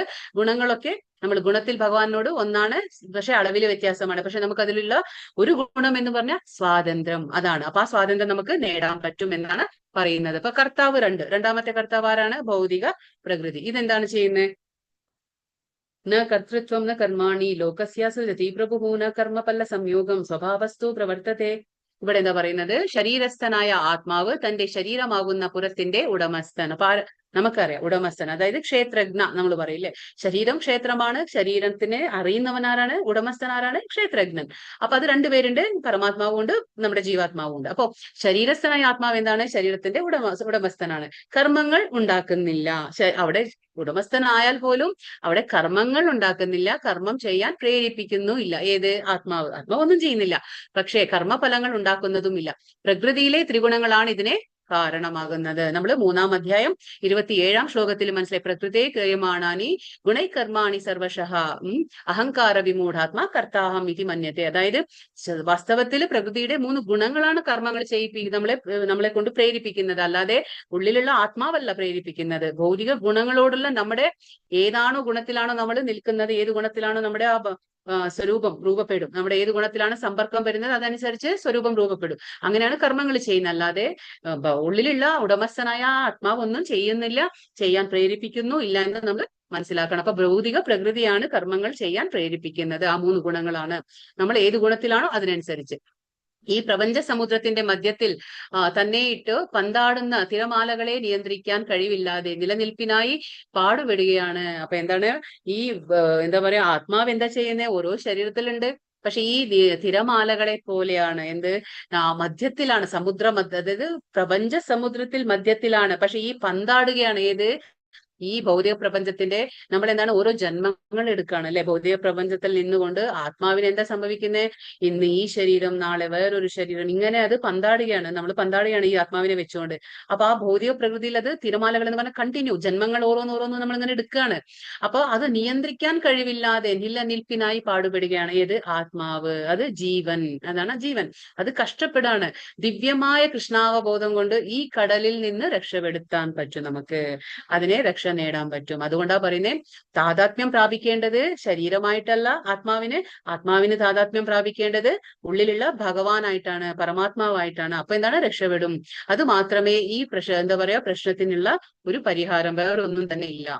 ഇനിയിപ്പോ 3-ാമത്തെ കർത്താവ് ആരാണ്? നമ്മുടെ പരമാത്മാവ്, ഭഗവാൻ പരമാത്മാ രൂപത്തിലുള്ളത്. നാദത്തേ കസ്യ ചിത്പാപം ന ചൈവാസുകൃതം വിഭുഃ അജ്ഞാനേനാവൃതം ജ്ഞാനം തേനാ മുഹ്യന്തി ജന്തവഃ. ഇവിടെ എന്താ പറഞ്ഞ? സർവേശ്വരൻ ആരുടെയും പുണ്യപാപങ്ങളെ സ്വീകരിക്കുന്നില്ല. ഭഗവാൻ ഒന്നും ചെയ്യുന്നില്ല. ഭഗവാൻ ഉള്ളിലുണ്ട്, പരമാത്മാ രൂപത്തിലുണ്ട്. ആത്മാവിന്റെ കൂടെ ഭഗവാൻ, ജീവാത്മാവിന്റെ കൂടെ പരമാത്മാവും ഉണ്ട്. പക്ഷെ ഭഗവാൻ എന്താ ചെയ്യുന്നത്? സർവേശ്വരൻ ആരുടെയും പുണ്യപാപങ്ങളെ സ്വീകരിക്കുന്നില്ല. യഥാർത്ഥ ജ്ഞാനത്തെ മൂടിയിരിക്കുന്ന ആ അജ്ഞാനം കാരണമാണ് എന്താ പറയാ, നമ്മൾ ഈ ജീവജാലങ്ങളെല്ലാം വ്യാമോഹിതരാകുന്നത്. അല്ലാതെ ഭഗവാൻ നമ്മുടെ ഉള്ളിലുണ്ടെങ്കിലും കൂടിയിട്ട്, ആ ജീവാത്മാവിന്റെ കൂടെ ഉണ്ടെങ്കിലും ഭഗവാൻ ഒന്നും തന്നെ സ്വീകരിക്കുന്നില്ല. ഇത് നമ്മുടെയൊക്കെ അജ്ഞാനം മൂലം ഉണ്ടാകുന്നതാണ്. നമ്മൾ ഈ വ്യാമോഹത്തിൽ എങ്ങനെ പെടുന്നത്? അതായത് നമ്മൾ ഈ ശരീരമാണ്, എനിക്ക് ഇങ്ങനെ ചെയ്താൽ എനിക്ക് സുഖം കിട്ടും, ഇങ്ങനെ ചെയ്താൽ എനിക്ക് അതിന്റെ ഫലം എനിക്ക് അനുഭവിക്കാം, ഇങ്ങനെയുള്ള തെറ്റിദ്ധാരണയാണ് നമ്മുടെ അജ്ഞാനം മൂലം ഉണ്ടാകുന്നതാണ്. അപ്പൊ സമീപത്തിരുന്നു കൊണ്ട് തന്നെ ഭഗവാൻ എന്താണ്? നമ്മുടെ ആത്മാവിന്റെ കൂടെ തന്നെ ഉണ്ട്. സമീപത്തിരുന്നു കൊണ്ട് ഒരു പുഷ്പത്തിന്റെ മണം അറിയാൻ കഴിയുന്നത് പോലെ. ഇപ്പോ നമുക്ക് എന്താണ്, ഇവിടെ അടുത്തെന്തെങ്കിലും ഒരു പുഷ്പം ഉണ്ടെങ്കിൽ അത് എന്താ പറയാ, അതിന്റെ ഗന്ധം നമുക്ക് അറിയാൻ പറ്റും. ആ അടുത്തിരിക്കുമ്പോൾ നമുക്ക് ആ പുഷ്പത്തിന്റെ ഗന്ധം അറിയുന്നത് പോലെ തന്നെ ജീവാത്മാവിന്റെ സന്തത സഹചാരിയായ പരമാത്മാവിനെ എന്ത് പറ്റും? അവന്റെ എല്ലാ അഭിലാഷങ്ങളും അറിയാൻ പറ്റും. കാരണം നമ്മളിപ്പോ പുറമെ പറഞ്ഞില്ലെങ്കിലും, ആരോടും പറഞ്ഞില്ലെങ്കിലും, നമ്മുടെ ഉള്ളിൽ എന്താ ആഗ്രഹിക്കുന്നതെന്ന് പോലും ഭഗവാന് മനസ്സിലാക്കാൻ പറ്റും. കാരണം എന്താണ്? ഭഗവാൻ നമ്മുടെ സന്തത സഹചാരിയായിട്ട് നമ്മൾ ഏതൊക്കെ ജന്മം എടുക്കോ, ഏതൊക്കെ നമ്മൾ ജന്മത്തിലേക്ക് പോകോ, ഭഗവാൻ നമ്മുടെ കൂടെ തന്നെ വരുന്നുണ്ട്. അപ്പൊ നമ്മുടെ എല്ലാ കർമ്മങ്ങൾക്കും സാക്ഷിയായിട്ട് ഭഗവാൻ ഉണ്ട്. അത് ഭഗവാനെല്ലാം മനസ്സിലാകും. നമ്മുടെ ആഗ്രഹങ്ങളെല്ലാം ഭഗവാന് മനസ്സിലാകും. ജ്ഞാനേനാതു തദജ്ഞാനം യേഷാം നാശിതമാത്മനഃ തേഷാം ആദിത്യവജ്ഞാനം പ്രകാശയതി തത്പരം. ഇവിടെ എന്താ പറയുന്നത്? അജ്ഞാനത്തെ നശിപ്പിക്കുന്ന ജ്ഞാനം കൊണ്ട് ഒരാള് പ്രകാശിതനാകുമ്പോൾ എന്താണ്? പകൽ സമയത്ത് സൂര്യൻ എല്ലാം പ്രകാശിപ്പിക്കുന്നത് പോലെ അയാളുടെ ജ്ഞാനം എല്ലാം വെളിപ്പെടുത്തുകയും ചെയ്യുന്നപ്പോ നമുക്ക് അജ്ഞാനത്തിൽ ഇരിക്കുമ്പോഴാണ്, നമുക്ക് ഇരുട്ടിലിരിക്കുമ്പോഴാണ് നമുക്കൊന്നും കൃത്യമായിട്ട് കാണാൻ പറ്റില്ല, നമുക്കൊന്നും മനസ്സിലാക്കാൻ പറ്റില്ല. ഞാൻ ആരാണെന്നോ, ഈ ഭൗതിക പ്രകൃതി എന്താ, ഇതിൽ ഗുണങ്ങൾ എന്താ, 3 ക്ലേശങ്ങൾ എന്താ, ഭവരോഗങ്ങൾ എന്താ, ഇതൊന്നും നമുക്ക് മനസ്സിലാവില്ല. പക്ഷെ നമുക്ക് ഈ സൂര്യൻ എങ്ങനെയാണ്? ഇരുട്ടിൽ നമുക്കൊന്നും കാണാൻ കഴിയില്ല. പക്ഷെ സൂര്യൻ ഉദിക്കുമ്പോ തന്നെ എന്താണ് പ്രകാശമാനായി എല്ലാം. അപ്പൊ നമുക്കെല്ലാം വ്യക്തമായിട്ട് കാണാൻ പറ്റും. അതേപോലെ തന്നെ നമുക്ക് ജ്ഞാനം ലഭിക്കുമ്പോ, നമുക്ക് ആത്മജ്ഞാനം ലഭിക്കുമ്പോ എന്താണ്, നമുക്ക് എല്ലാം വ്യക്തമായി തന്നെ കാണാൻ കഴിയും. അതാണ് പറയുന്നത്. വിശ്വാസ്യനായ ഒരു ആധ്യാത്മിക ആചാര്യനെ അന്വേഷിച്ചു കണ്ടെത്തി അദ്ദേഹത്തിൽ നിന്ന് കൃഷ്ണാവബോധം എന്തെന്ന് പഠിച്ചറിയണം. പക്ഷെ ഇതിനൊക്കെ എന്താ ചെയ്യേണ്ടത്? നമുക്ക് ആദ്യമായിട്ട് നമുക്കൊരു ആചാര്യനെ കണ്ടെത്തണം. അദ്ദേഹത്തിൽ നിന്ന് നമുക്ക് ഈ കാര്യങ്ങളെല്ലാം പഠിച്ചു മനസ്സിലാക്കണം. സൂര്യൻ ഇരുട്ടിനെ എന്ന പോലെ അജ്ഞാനത്തെ നിശ്ചയമായും ദൂരീകരിക്കാൻ കൃഷ്ണാവബോധത്തിനെ കഴിയുള്ളൂ. അപ്പൊ നമ്മൾ മനസ്സിലാക്കാൻ പറ്റൂ, സൂര്യന് മാത്രമേ ആ ഇരുട്ടിനെ ഇല്ലാതാക്കാൻ പറ്റുള്ളൂ. അതേപോലെ തന്നെ ജ്ഞാനം കൊണ്ട് മാത്രമേ നമുക്ക് ഈ അജ്ഞാനമാകുന്ന ആ ഇരുട്ടിനെ ദൂരെയാക്കാൻ പറ്റുള്ളൂ. അല്ലാതെ ഒരു രക്ഷയില്ല. അപ്പോ ജീവാത്മാവും പരമാത്മാവും തമ്മിലുള്ള വ്യത്യാസങ്ങൾ എന്താ? അതാണ്. അപ്പൊ ജീവാത്മാവ് എന്താണ്? ശാശ്വതമാണ്. പരമാത്മാവ് എന്താണ്? അതും ശാശ്വതം. കാരണം നമ്മൾ എന്താണ്? പരമാത്മാവിന്റെ ഭഗവാന്റെ അംശമായതുകൊണ്ട് നമ്മളും സനാതനമാണ്. നമ്മൾ ലക്ഷണങ്ങളൊക്കെ പറഞ്ഞില്ലേ? അത് ശാശ്വതമാണ്, പ്രാചീനനാണ്, നിത്യനാണ്. ഇത് ആത്മാവ്. അപ്പൊ ആനന്ദകരമായ, എന്നാൽ അവൻ മായയുടെ സ്വാധീനത്തിൽ ആയിരിക്കുമ്പോൾ കഷ്ടപ്പെടുന്നു. ബേസിക്കലി, അതായത് സ്വാഭാവികം, നമ്മൾ പറയില്ലേ ആനന്ദമയോ അഭ്യാസാത്, ഭഗവാന്റെ അംശമായതുകൊണ്ട് ഭഗവാൻ എപ്പോഴും ആനന്ദത്തില. ആത്മാരാമനാണ് ശ്രീകൃഷ്ണ ഭഗവാൻ. ഭഗവാൻ എപ്പോഴും സച്ചിദാനന്ദ വിഗ്രഹമാണ്, ആനന്ദത്തില. പക്ഷെ നമ്മൾ അംശമായതുകൊണ്ട് നമുക്കും ആനന്ദം കിട്ടും. പക്ഷെ നമുക്കത് ഇവിടെ ഭൗതിക പ്രപഞ്ചത്തിൽ കിട്ടുന്നില്ല. കാരണം എന്താണ്? നമ്മൾ മായയുടെ സ്വാധീനതയിലാണ്. അതുകൊണ്ട് ഇവിടെ അത് കിട്ടുന്നില്ല, കഷ്ടപ്പെടുന്നു. പക്ഷെ നേരെ മറിച്ച് നമ്മൾ കൃഷ്ണാവബോധം പരിശീലിച്ചെടുക്കുമ്പോ എന്താണ്? നമുക്ക് ആനന്ദം കാണാൻ പറ്റും, ആനന്ദം അനുഭവിക്കാൻ പറ്റും. അതാണ് ആനന്ദകരമായ ഗുണങ്ങൾക്ക് മുകളിലാണ് ആര്? ഭഗവാൻ. അവന്റെ ശരീരം അറിയുന്നു. ആര്? ഈ ആത്മാവിന് എന്താണ്? സ്വന്തം ശരീരത്തെ മനസ്സിലാക്കാൻ പറ്റും, അത്രയേ ഉള്ളൂ. പക്ഷെ ഭഗവാൻ എങ്ങനെയാണ്? ഭഗവാൻ എല്ലാവരുടെ ശരീരത്തിലുള്ളത് കൊണ്ട് ഭഗവാന് എല്ലാ ശരീരങ്ങളെയും അറിയാൻ പറ്റും. അതാണ് പറയുന്നത്. അണു, നമ്മൾ എന്താ പറയൂ? ജീവാത്മാവിനെ അണുവാത്മാ എന്ന് പറയും. ഭഗവാനെ എന്ത് പറയും നമ്മൾ? വിഭു ആത്മാ. വിഭു, കാരണം എല്ലാവരുടെ ഉള്ളിലും ഉണ്ട്, സർവജ്ഞനാണ് ഭഗവാൻ. എന്താണ്? എല്ലാവരുടെ കാര്യങ്ങളും ഭഗവാൻ അറിയാം, സർവജ്ഞനാണ്. ആഗ്രഹിക്കുന്നതിന് ചെറിയ സ്വാതന്ത്ര്യം ഉണ്ടെങ്കിലും, ആർക്ക്? ജീവാത്മാവിന് എന്താണ്? ആഗ്രഹിക്കാനുള്ള ഒരു ചെറിയ സ്വാതന്ത്ര്യം ഉണ്ടെങ്കിലും ആഗ്രഹങ്ങൾ നിറവേറ്റാൻ പരമാത്മാവിനെ ആശ്രയിച്ചിരിക്കുന്നു. നമ്മൾ ആഗ്രഹിക്കാനേ പറ്റൂ. ഞാൻ നേരത്തെ പറഞ്ഞ പോലെ ആഗ്രഹിക്കാൻ പറ്റും. പക്ഷെ ഭൗതിക പ്രകൃതി അത് നടത്തി തരണമെങ്കിൽ അത് ഭഗവാന്റെ ഇച്ഛ ഉണ്ടായിരിക്കണം, അവിടെ ഭഗവാന്റെ ആ പെർമിഷൻ, അനുമതി ഉണ്ടായിരിക്കണം. അല്ലെങ്കിൽ നമുക്ക് ആഗ്രഹിക്കാൻ മാത്രമേ പറ്റുള്ളൂ. അത് നമ്മൾ വീണ്ടും തന്നെ ഭഗവാനെ ആശ്രയിച്ചിരിക്കണം. ഭഗവാൻ എന്താണ്? പൂർണ്ണ സ്വതന്ത്രമാണ്. ഭഗവാൻ പൂർണ്ണ സ്വാതന്ത്ര്യമുണ്ട്. ഭഗവാൻ ആരെയും ആശ്രയിക്കേണ്ട ആവശ്യമില്ല. അപ്പൊ പരമാത്മാവ് ഇനി പറയുന്നവയെ അടിസ്ഥാനമാക്കി സ്ഥിരീകരിക്കുകയും അനുമതി നൽകുകയും ചെയ്യുന്നു. ഈ ആഗ്രഹം എന്താ പറയാ, സഫലമാക്കാൻ ഈ ജീവാത്മാവ് അർഹനാണോ? അതായത് ഭഗവാൻ നോക്കും. ഇപ്പൊ നമ്മളൊന്ന് ആഗ്രഹിക്കുന്നേ, ജീവാത്മാവുണ്ട്. അപ്പൊ ജീവാത്മാവ് ആഗ്രഹിക്കുന്നു. അപ്പൊ ഭഗവാൻ എന്ത് ചെയ്യുന്നു? ഭഗവാൻ ചിന്തിക്കുന്നു, ഈ ജീവാത്മാവിനെ ഈ ആഗ്രഹം ഞാൻ നടത്തി കൊടുക്കണോ വേണ്ടേ എന്നുള്ളതൊക്കെ ഭഗവാൻ ചിന്തിക്കും. ഭഗവാൻ ചിന്തിച്ചെന്താണ് ഭഗവാൻ ചെയ്യുന്നത്? നെക്സ്റ്റ് എന്താണ്? ഭൗതിക പ്രകൃതിക്ക് ആ 3 ഗുണങ്ങൾ ഏതാണ്? ഇപ്പൊ നിന്റെ ആഗ്രഹം സത്വഗുണത്തിന്റെ ആഗ്രഹമാണോ, അതോ തമോ ഗുണത്തിന്റെ ആഗ്രഹമാണോ, അതോ രജോ ഗുണത്തിന്റെ, ഏത് ഗുണത്തിന്റെ ആഗ്രഹം ആയിക്കോട്ടെ. പക്ഷെ അത് ഈ ഭഗവാൻ എന്താണ് ചിന്തിക്കുക? ഭഗവാൻ അത് ചിന്തിച്ച് ഭഗവാൻ എന്ത് ചെയ്യും? ആ സ്വാതന്ത്ര്യം നമുക്ക് തന്നിട്ടുണ്ടല്ലോ, അതനുസരിച്ച് ഭഗവാൻ എന്താണ്? ഭഗവാൻ ഈ പറഞ്ഞു കൊടുക്കുക. ആർക്കാണ്? നമ്മുടെ ഭൗതിക പ്രകൃതിക്ക് പറഞ്ഞു കൊടുക്കുകയാണ്. അങ്ങനെ ഭൗതിക പ്രകൃതി ആ 3 ഗുണങ്ങളുടെ അടിസ്ഥാനത്തിലാണ് നമുക്ക് ജീവാത്മാവിന്റെ ആഗ്രഹം നിറവേറ്റി തരുന്നത്. അത് പക്ഷെ അതുകൊണ്ടാണല്ലോ നമുക്ക് എല്ലാ ആഗ്രഹങ്ങളും നമുക്ക് നടത്താൻ കഴിയില്ല. കാരണം എന്താണ്? അത് ഭഗവാന്റെ പെർമിഷൻ ഉണ്ടായിരിക്കണം അവിടെ. പരമാത്മാവിൽ ശ്രദ്ധ കേന്ദ്രീകരിച്ചുള്ള ഭക്തി.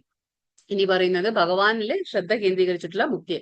തദ്ബുദ്ധയസ്തദാത്മാനസ് തന്നിഷ്ഠാസ് തത്പരായണഃ ഗച്ഛന്ത്യ പുനരാവൃത്തിം ജ്ഞാനനിർധൂത കൽമഷാഃ. ഇവിടെ എന്താ പറയുന്നത്? അതായത് ബുദ്ധിയും മനസ്സും വിശ്വാസവും ആശ്രയവും എല്ലാം പരമ്പൊരുളിൽ കൃഷ്ണനിൽ ഉറപ്പിച്ച് നമുക്കിപ്പോ മുക്തി മാർഗത്തിലേക്ക് എങ്ങനെ നമുക്ക് നീങ്ങാൻ പറ്റുക? അതാണ് പറയുന്നത്. അതായത് നമുക്ക് നമ്മുടെ ബുദ്ധി, നമ്മുടെ മനസ്സ്, നമ്മുടെ വിശ്വാസം, ഈ ആശ്രയം എല്ലാം എവിടെ ആയിരിക്കണം? ഭഗവാനിൽ, ശ്രീകൃഷ്ണനിൽ ഉറപ്പിക്കണം. മനസ്സ്, ബുദ്ധി, വിശ്വാസം, നമ്മുടെ ആശ്രയം എല്ലാം ഭഗവാനിൽ ഉറപ്പിച്ച് നിർത്തുമ്പോൾ എന്താണ്? നമുക്ക് പരിപൂർണ ജ്ഞാനത്താൽ സംശയം ഒഴിഞ്ഞ് മുക്തി മാർഗത്തിലേക്ക് മുന്നേറാൻ പറ്റും. അപ്പൊ മുക്തി മാർഗത്തിൽ മുന്നേറാൻ നമുക്ക് ഇതൊക്കെ ചെയ്യണം. അപ്പൊ പരതത്വം എന്നാൽ സർവോത്കൃഷ്ടമായ സത്യം. പരതത്വം എന്ന് പറയുമ്പോൾ എന്താണ്? സർവോത്കൃഷ്ടമായ സത്യം. അതിനെ തത്വദർശികൾ ബ്രഹ്മം, പരമാത്മാവ്, ഭഗവാൻ എന്നീ പേരുകളിൽ മനസ്സിലാക്കുന്നു. അതായത് നമ്മൾ പറയും, അതായത് വദന്തി തത്വ വിദസ്തത്വം യജ്ഞാനമദ്വയം ബ്രഹ്മേതി പരമാത്മേതി ഭഗവാനിതി ശബ്ദത്തെ. അതായത് ഈ എന്താ പറയാ, തത്വദർശികൾ അതായത് ആരാണോ മനസ്സിലാക്കിയിട്ടുള്ളത് ഭഗവാൻ പരമസത്യത്തെ 3 രീതിയിലാണ് പറയുന്നത്. നമ്മൾ പറഞ്ഞില്ലേ 3 ഭാവങ്ങളിൽ, 3 രീതികളിൽ, 3 ഘട്ടങ്ങളിൽ നമുക്ക് ഭഗവാനെ മനസ്സിലാക്കാൻ പറ്റും. അതെന്താണ്? ബ്രഹ്മം, പരമാത്മാവ്, പിന്നെന്താണ്? ഭഗവാൻ. ഈ രീതിയിലാണ് നമ്മൾ മനസ്സിലാക്കുന്നത്. അപ്പോ ഓരോ സ്റ്റേജ് ആണത് ഭഗവാനെ മനസ്സിലാക്കുന്ന ഓരോ സ്റ്റേജ്. ഇത് ഇമ്പോർട്ടന്റ് ശ്ലോകമാണ്. വിദ്യാ വിനയ സമ്പന്നേ ബ്രാഹ്മണേക വിഹസ്തിനി ശുനി ചൈവ ശുപാകേച്ച പണ്ഡിത സമദർശിന. ഒരു പണ്ഡിതൻ എങ്ങനെയാണ് എല്ലാവരെയും കാണുന്നത്? പണ്ഡിതൻ എങ്ങനെ കാണും? അറിവും വിനയവുമുള്ള ഒരു ബ്രാഹ്മണനെയും പശുവിനെയും ആനയെയും നായയെയും നായമാംസം ഭക്ഷിക്കുന്ന ചാണ്ടാലനെയും സമദൃഷ്ടിയോടെയാണ് യഥാർത്ഥ ജ്ഞാനിയുള്ളവരായ വിനയാൻവിതരായ പണ്ഡിതന്മാർ വീക്ഷിക്കുന്നത്. അപ്പൊ ഒരു പണ്ഡിതൻ വീക്ഷിക്കുന്നത് എങ്ങനെയാണ്? അതൊരു ആനയായിക്കോട്ടെ, ഒരു നായ ആയിക്കോട്ടെ, ഇനിയിപ്പോ ഒരുപാട് അറിവുള്ള വിനയമുള്ള ഒരു ബ്രാഹ്മണനായാലും ശരി, ഇനിയിപ്പോ ഒരു നായമാംസം ഭക്ഷിക്കുന്ന ഒരു ചാണ്ടാലനായിക്കോട്ടെ, എല്ലാവരെയും ഒരുപോലെയാണ് കാണുന്നത്. കാരണം എന്താണ്? ശരീരങ്ങൾ മാത്രമേ വ്യത്യാസമുള്ളൂ, ഉള്ളിലുള്ള ഭഗവാൻ പരമാത്മാവ് ഒന്ന് തന്നെയാണ്. എല്ലാവരിലും പരമാത്മാവുണ്ട്. പണ്ഡിതനായ ഒരു അതീന്ദ്രിയ ജ്ഞാനിയുടെ ദൃഷ്ടിയിൽ ശാരീരികമായ വ്യത്യാസങ്ങൾ നിരർത്ഥകമാണ്. കാരണം നമ്മൾ പറഞ്ഞില്ലേ, ഓരോ ജന്മങ്ങളും നമ്മൾ എടുക്കാണ്, പക്ഷെ അതിനൊക്കെ അർത്ഥമില്ലല്ലോ. നമ്മൾ ഓരോ യന്ത്രങ്ങൾ എന്ന പോലെ യന്ത്രാരൂഢാനി മായയ, അതായത് ഓരോ യന്ത്രങ്ങളും മാറുകയാണ്. നമ്മൾ അതിന്റെ ഉള്ളിലുള്ള ജീവാത്മാവ് ഒന്ന് തന്നെ, അതിങ്ങനെ മാറി മാറി പോവാണ്. അപ്പോ പണ്ഡിതനായ ഒരു വ്യക്തിക്ക് ഇതൊക്കെ അറിയാം. അത് ശാരീരികമായിട്ടാണ് ഓരോ വ്യത്യാസങ്ങൾ നമ്മൾ കാണുന്നത്, അല്ലാതെ ഉള്ളിലുള്ള ആത്മാവും പരമാത്മാവും ഒന്ന് തന്നെയാണ്. അപ്പൊ ശ്രീ ഭഗവാൻ പരമാത്മാവ് എന്ന സമ്പൂർണ്ണ അംശത്താൽ സമ്പൂർണ്ണ അംശ സർവ്വജീവജാലങ്ങളുടെയും ഹൃദയത്തിൽ കൊള്ളുന്നുവെന്ന് ബോധമുദിച്ചതുകൊണ്ടും ഭഗവാനുമായി അവർക്ക് ബന്ധമുള്ളത് കൊണ്ടുമാണ് അവര് അങ്ങനെ ചിന്തിക്കുന്നത്. അപ്പൊ അവരങ്ങനെ ഒരു എന്താ പറയാ, ഒരു പണ്ഡിതൻ അങ്ങനെ ചിന്തിക്കാൻ കാരണം എന്താണ്? അവർക്ക് ആ ഒരു ജ്ഞാനമുണ്ട് അല്ലെ, ഭഗവാൻ എല്ലായിടത്തും ഉണ്ട്. ആ ശ്രീകൃഷ്ണ ഭഗവാൻ സർവ്വ ജീവജാലങ്ങളുടെയും ഹൃദയത്തിൽ കുടികൊള്ളുന്നു എന്നവർക്കറിയാം. ഭഗവാനുമായി അവർക്കൊരു ബന്ധമുള്ളത് കൊണ്ട്. ആ ബന്ധം എങ്ങനെയാ വരിക? ഭക്തിയുക്ത സേവനം അനുഷ്ഠിക്കുമ്പോൾ നമുക്കത് സാധിച്ചെടുക്കാൻ പറ്റും. അതാണ് പറയുന്നത്. ഇഹൈവാതൈർജിതഃ സർഗോ യേഷാം സാമ്യേ സ്ഥിതം മനഃ നിർദോഷം ഹി സമം ബ്രഹ്മ തസ്മാത് ബ്രഹ്മണി തേ സ്ഥിതാഃ. ആരുടെ മനസ്സ് സമഭാവനയിൽ ഉറച്ചു നിൽക്കുന്നു, അവർ ജനന മരണ അവസ്ഥയെ ജയിച്ചു കഴിഞ്ഞു. അവർ ബ്രഹ്മത്തെ പോലെ ദോഷമറ്റവരാണ്. അതുകൊണ്ട് അവർ പദസ്ഥരുമാണ്. എന്താ പറയുന്നത് ഇവിടെ? അതായത് ആരാണോ സമനിൽ, അതായത് സമഭാവനയിൽ, അതായത് നമ്മൾ പറഞ്ഞില്ലേ, ശരീരങ്ങൾ മാത്രമാണ് വ്യത്യാസമായിട്ട് പോകുന്നത്, അല്ലാതെ അതിന്റെ ഉള്ളിലുള്ള ആത്മാവും പരമാത്മാവും ഒന്ന് എന്നുള്ള ആ സമഭാവനയിൽ ആരാണോ ഉറച്ചു നിൽക്കുന്നത്, അവർ ജനന മരണങ്ങളെ അതിജീവിച്ചു കഴിഞ്ഞു എന്ന് നമുക്ക് മനസ്സിലാക്കാൻ പറ്റും. കാരണം എന്താണ്? ആ ബ്രഹ്മത്തെ പോലെ ദോഷമറ്റവരാണ്. അവരെന്താണ്? ആ ആത്മാവിനെ നമ്മൾ പറയും പ്യുവർ ആണ്. ആത്മാവ് എന്താണ്? ആത്മാവ് പരിശുദ്ധമായിട്ടുള്ള ആ അവബോധമാണ് ആത്മാവിന്റെ. അപ്പൊ അതുപോലെ അവരും ആ പരിശുദ്ധ ആത്മാക്കളാണ്. ആർക്കാണോ ഇത് മനസ്സിലാകുന്നത്, എല്ലാ ശരീരങ്ങളും വ്യത്യസ്തമാണ്, പക്ഷെ അതിന്റെ ഉള്ളിലുള്ള ആത്മാവും ജീവാത്മാവും പരമാത്മാവും ഒന്ന് തന്നെ എന്ന് മനസ്സിലാക്കുന്ന ആൾക്കാർ എന്താണ്? അവർ ബ്രഹ്മപദസ്ഥരുമാണ്. അതാണ് പറയുന്നത്. ന പ്രഹൃഷ്യേതി ത്രിയം പ്രാപ്യ നോദ്വിജേത് പ്രാപ്യ ചാപ്രിയം സ്ഥിരബുദ്ധിർ അസമ്മൂഢോ ബ്രഹ്മവിദ് ബ്രഹ്മണി സ്ഥിതഃ. ആനന്ദത്തിൽ ഇപ്പൊ ഇവിടെ ഒരു എന്താ പറയുന്നത്, ഈ ആത്മസാക്ഷാത്കാരം നേടിയ ഒരു വ്യക്തിയുടെ ലക്ഷണം എന്തായിരിക്കും? അദ്ദേഹം ആനന്ദത്തിൽ ആഹ്ലാദിക്കുന്നതുമില്ല, ആനന്ദകരമല്ലാത്തതിൽ അദ്ദേഹം ദുഃഖിക്കുന്നുമില്ല. അപ്പൊ ആ വ്യക്തിയുടെ ലക്ഷണങ്ങളാണ് പറയുന്നത്. ആത്മസാക്ഷാത്കാരം നേടിയ ഒരു വ്യക്തി എങ്ങനെയായിരിക്കും? ആനന്ദത്തിൽ അദ്ദേഹം ആഹ്ലാദിക്കുന്നില്ല, സന്തോഷിക്കുന്നില്ല. ആനന്ദമില്ലാത്ത ഒരു അവസ്ഥ വരുമ്പോൾ അദ്ദേഹം ദുഃഖിക്കുന്നുമില്ല. സ്ഥിരചിത്ത, അതാണ് പറയുന്നത്. അസ്ഥിര ബുദ്ധി ഉണ്ടായിരിക്കും. രണ്ടിലും ഒരേ മാനസികാവസ്ഥ. അസംഭ്രാന്തനാകാതെ ദൈവശാസ്ത്രജ്ഞാനിയായി ജീവിക്കുന്നവൻ ഭൗതികാതീതൻ തന്നെ. അപ്പൊ ഭൗതിക 3 ഗുണങ്ങൾക്ക് അതീതനായ ആ ഒരു അവസ്ഥയിലാണ് ആത്മസാക്ഷാത്കാരം നേടിയ ആള്. കാരണം എന്താണ്? അവർക്ക് അറിയാം ഈ ശരീരം നശ്വരമാണ്, പക്ഷെ ആത്മാവ് നശ്വരമല്ല. ആത്മസാക്ഷാത്കാരം സിദ്ധിച്ച മനുഷ്യന് മുഖ്യ ലക്ഷണം ശരീരവും താനും ഒന്നാണെന്നുള്ള ആ മിഥ്യാബോധം അയാൾക്കുണ്ടാവില്ല എന്നതാണ്. കാരണം ഇപ്പൊ നമ്മളൊക്കെ എന്താ ചിന്തിച്ചിരുന്നത്? നമുക്കൊക്കെ എന്താണ്? നമ്മളും കാണുന്ന ഈ ശരീരവും ഈ ആത്മാവുണ്ടെന്ന് നമ്മൾ മനസ്സിലായിട്ടുണ്ടായില്ല. പക്ഷെ നമുക്ക് ഈ ശരീരവും ആത്മാവും ഒന്ന് തന്നെ. പക്ഷെ ആർക്കാണോ ഈ ജ്ഞാനമുണ്ടാകുന്നത്, ഭഗവാന്റെ ജ്ഞാനമുണ്ടാകുന്നത്, അവർക്ക് എന്താണ്? തീർച്ചയായിട്ടും വ്യത്യാസം അറിയാം. ഈ കാണുന്ന ശരീരമല്ല നമ്മൾ ഇന്ന് ഈ ശരീരമാണെങ്കിൽ നാളെ അത് വേറെ ശരീരമായി നമ്മൾ സ്വീകരിക്കും. പക്ഷെ അവർക്ക് നല്ല ബോധം ഉണ്ടായിരിക്കും, ആത്മാവിന്റെ അവസ്ഥ ഒന്ന് വേറെ തന്നെയാണ്. അപ്പൊ ആ വേർതിരിച്ച് കാണാനുള്ള ഒരു കഴിവാണ് ഏറ്റവും മുഖ്യ ലക്ഷണം, ഗുണാതീതൻ എന്ന് പറയാൻ. അതായത് അവർ 3 ഗുണങ്ങൾക്കും ഉപരിയായി നിൽക്കുന്നു എന്ന് നമ്മൾ പറയുന്നുണ്ടെങ്കിൽ അവർക്ക് ഈ ഒരു ലക്ഷണം ഉണ്ടായിരിക്കണം. കാരണം അവർ ആത്മാവും ശരീരവും വേറെ ആയിട്ട് തന്നെ കാണുക.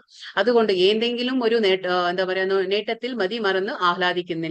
അതുകൊണ്ട് അവർക്ക് നന്നായിട്ട് അറിയാം, എന്തെങ്കിലും ഒരു സുഖം വരുമ്പോൾ അതിൽ മതിമറന്ന് ആഹ്ലാദിക്കുക, എന്നിട്ട് ആ സുഖമില്ലാത്ത ഒരു അവസ്ഥയിൽ വളരെയധികം ദുഃഖിക്കുക, ഇതൊന്നും അവർ ചെയ്യില്ല. ശാരീരികമായി തനിക്ക് ബന്ധപ്പെട്ടതെന്തെങ്കിലും ഉണ്ടെങ്കിൽ അത് നഷ്ടമായാൽ ആ ബന്ധപ്പെട്ടത് എന്തെങ്കിലും ഉണ്ടെങ്കിൽ, അതായത് ഇപ്പൊ നമ്മൾ ശാരീരികമായിട്ട് ബന്ധപ്പെട്ടതെന്ന് പറഞ്ഞാൽ നമ്മുടെ കുടുംബ ബന്ധങ്ങളായിരിക്കുക, നമ്മൾ ഭൗതികമായ ശരീരം കൊണ്ട് നമ്മൾ തിരിച്ചറിയുന്ന എന്തും നമുക്ക് നഷ്ടപ്പെടുമ്പോൾ നമുക്ക് എന്താണ്? സന്തോഷം ഉണ്ടാവില്ല, നമുക്ക് ദുഃഖം വരും, സ്വാഭാവികം. സ്വാഭാവികമാണ്. പക്ഷെ ഇതതാ പറയുന്നത്, അതായത് ഇങ്ങനെയുള്ള വ്യക്തികൾക്ക് അങ്ങനെയൊന്നും ഉണ്ടാകില്ല. മാനസികമായ ഈ ദാർഢ്യമാണ് സ്ഥിരബുദ്ധി അഥവാ സ്വബുദ്ധി എന്ന് പറയുന്നത്. അപ്പൊ ഇങ്ങനെയുള്ള ആ ഒരു അതായത് സ്ഥിരമായിട്ടുള്ള ആ ഒരു ബുദ്ധി ഉണ്ടാവും അവർക്ക്. അതായത് ആ ബുദ്ധി ഒരു തരത്തിലും അത് ഭൗതികമായിട്ടുള്ള സുഖ ദുഃഖങ്ങൾക്ക് അടിസ്ഥാനമാക്കിക്കൊണ്ടല്ല അവരുടെ ബുദ്ധി ഉണ്ടാകുക. അവർക്ക് സ്ഥിരമായ ബുദ്ധിയാണ്. കാരണം ആത്മാവിന്റെ തലത്തിലാണ് അവർ ചിന്തിക്കുന്നത്. അവർ ഗുണാതീതരായിട്ടുള്ള ഒരു അവസ്ഥയിൽ തന്നെയാണ് അവർ നിൽക്കുന്നത്. ബാഹ്യസ്പർശേഷ്വസക്താത്മാ വിന്ദത്മാത്മനി യത്സുഖം സ ബ്രഹ്മയോഗയുക്താത്മാ സുഖമക്ഷയം അശ്നുതേ. മുക്തനായ ഒരാൾക്ക് ഭൗതികമായ ഇന്ദ്രിയ സുഖങ്ങളിൽ ആസക്തി ഉണ്ടാവില്ല. അപ്പൊ നമ്മൾ പറഞ്ഞില്ല, ഒരു ഭൗതികതയിൽ ഉണ്ടാവും. ഭൗതികതയിൽ നിന്നുകൊണ്ട് തന്നെ അവരെന്താണ്, മുക്ത അവസ്ഥയിലായിരിക്കും. കാരണം അവരുടെ ആ ഒരു ആത്മാവിലാണ് അവർ സ്ഥിതി ചെയ്യുന്നത്. അപ്പോ ഭൗതികമായ ഇന്ദ്രിയ സുഖങ്ങളിലൊന്നും അവര് ആസക്തി ഉണ്ടാവില്ല. അവരുടെ മുന്നിലെ എന്ത് പ്രലോഭനങ്ങൾ വന്നാലും അവർക്കറിയാം ഇതൊന്നും ശാശ്വതമല്ല. അയാൾ സമാധി പൂണ്ട് ആത്മാവിൽ തന്നെ എപ്പോഴും ആനന്ദം അനുഭവിക്കും. നമ്മൾ പറഞ്ഞില്ലേ, ഈ ആനന്ദം കിട്ടുക എവിടെയാണ്? ആത്മാവിലാണ്. ഭക്തിയുടെ സേവനം അനുഷ്ഠിക്കുമ്പോൾ നമുക്ക് കിട്ടുന്ന ആനന്ദം അത് ആത്മാവിന്റെ തലത്തിലാണ്. പരമതത്വത്തിൽ ഏകാഗ്രമായി മനസ്സൂന്നുന്നത് കൊണ്ട് എന്താണ്, ആത്മസാക്ഷാത്കാരം ലഭിച്ച വ്യക്തി അളവറ്റ ആനന്ദം അനുഭവിക്കുന്നു. അപ്പോ ഈ അളവറ്റ ആനന്ദം എങ്ങനെ അവർക്ക് കിട്ടുന്നത്? ഒരു ആത്മാവിന്റെ തലത്തിലാണ്. അതുകൊണ്ട് അവർക്ക് അളവറ്റ ആനന്ദം ലഭിക്കും. പക്ഷെ ഭൗതികമായിട്ടുള്ള ആനന്ദം എന്താണ്?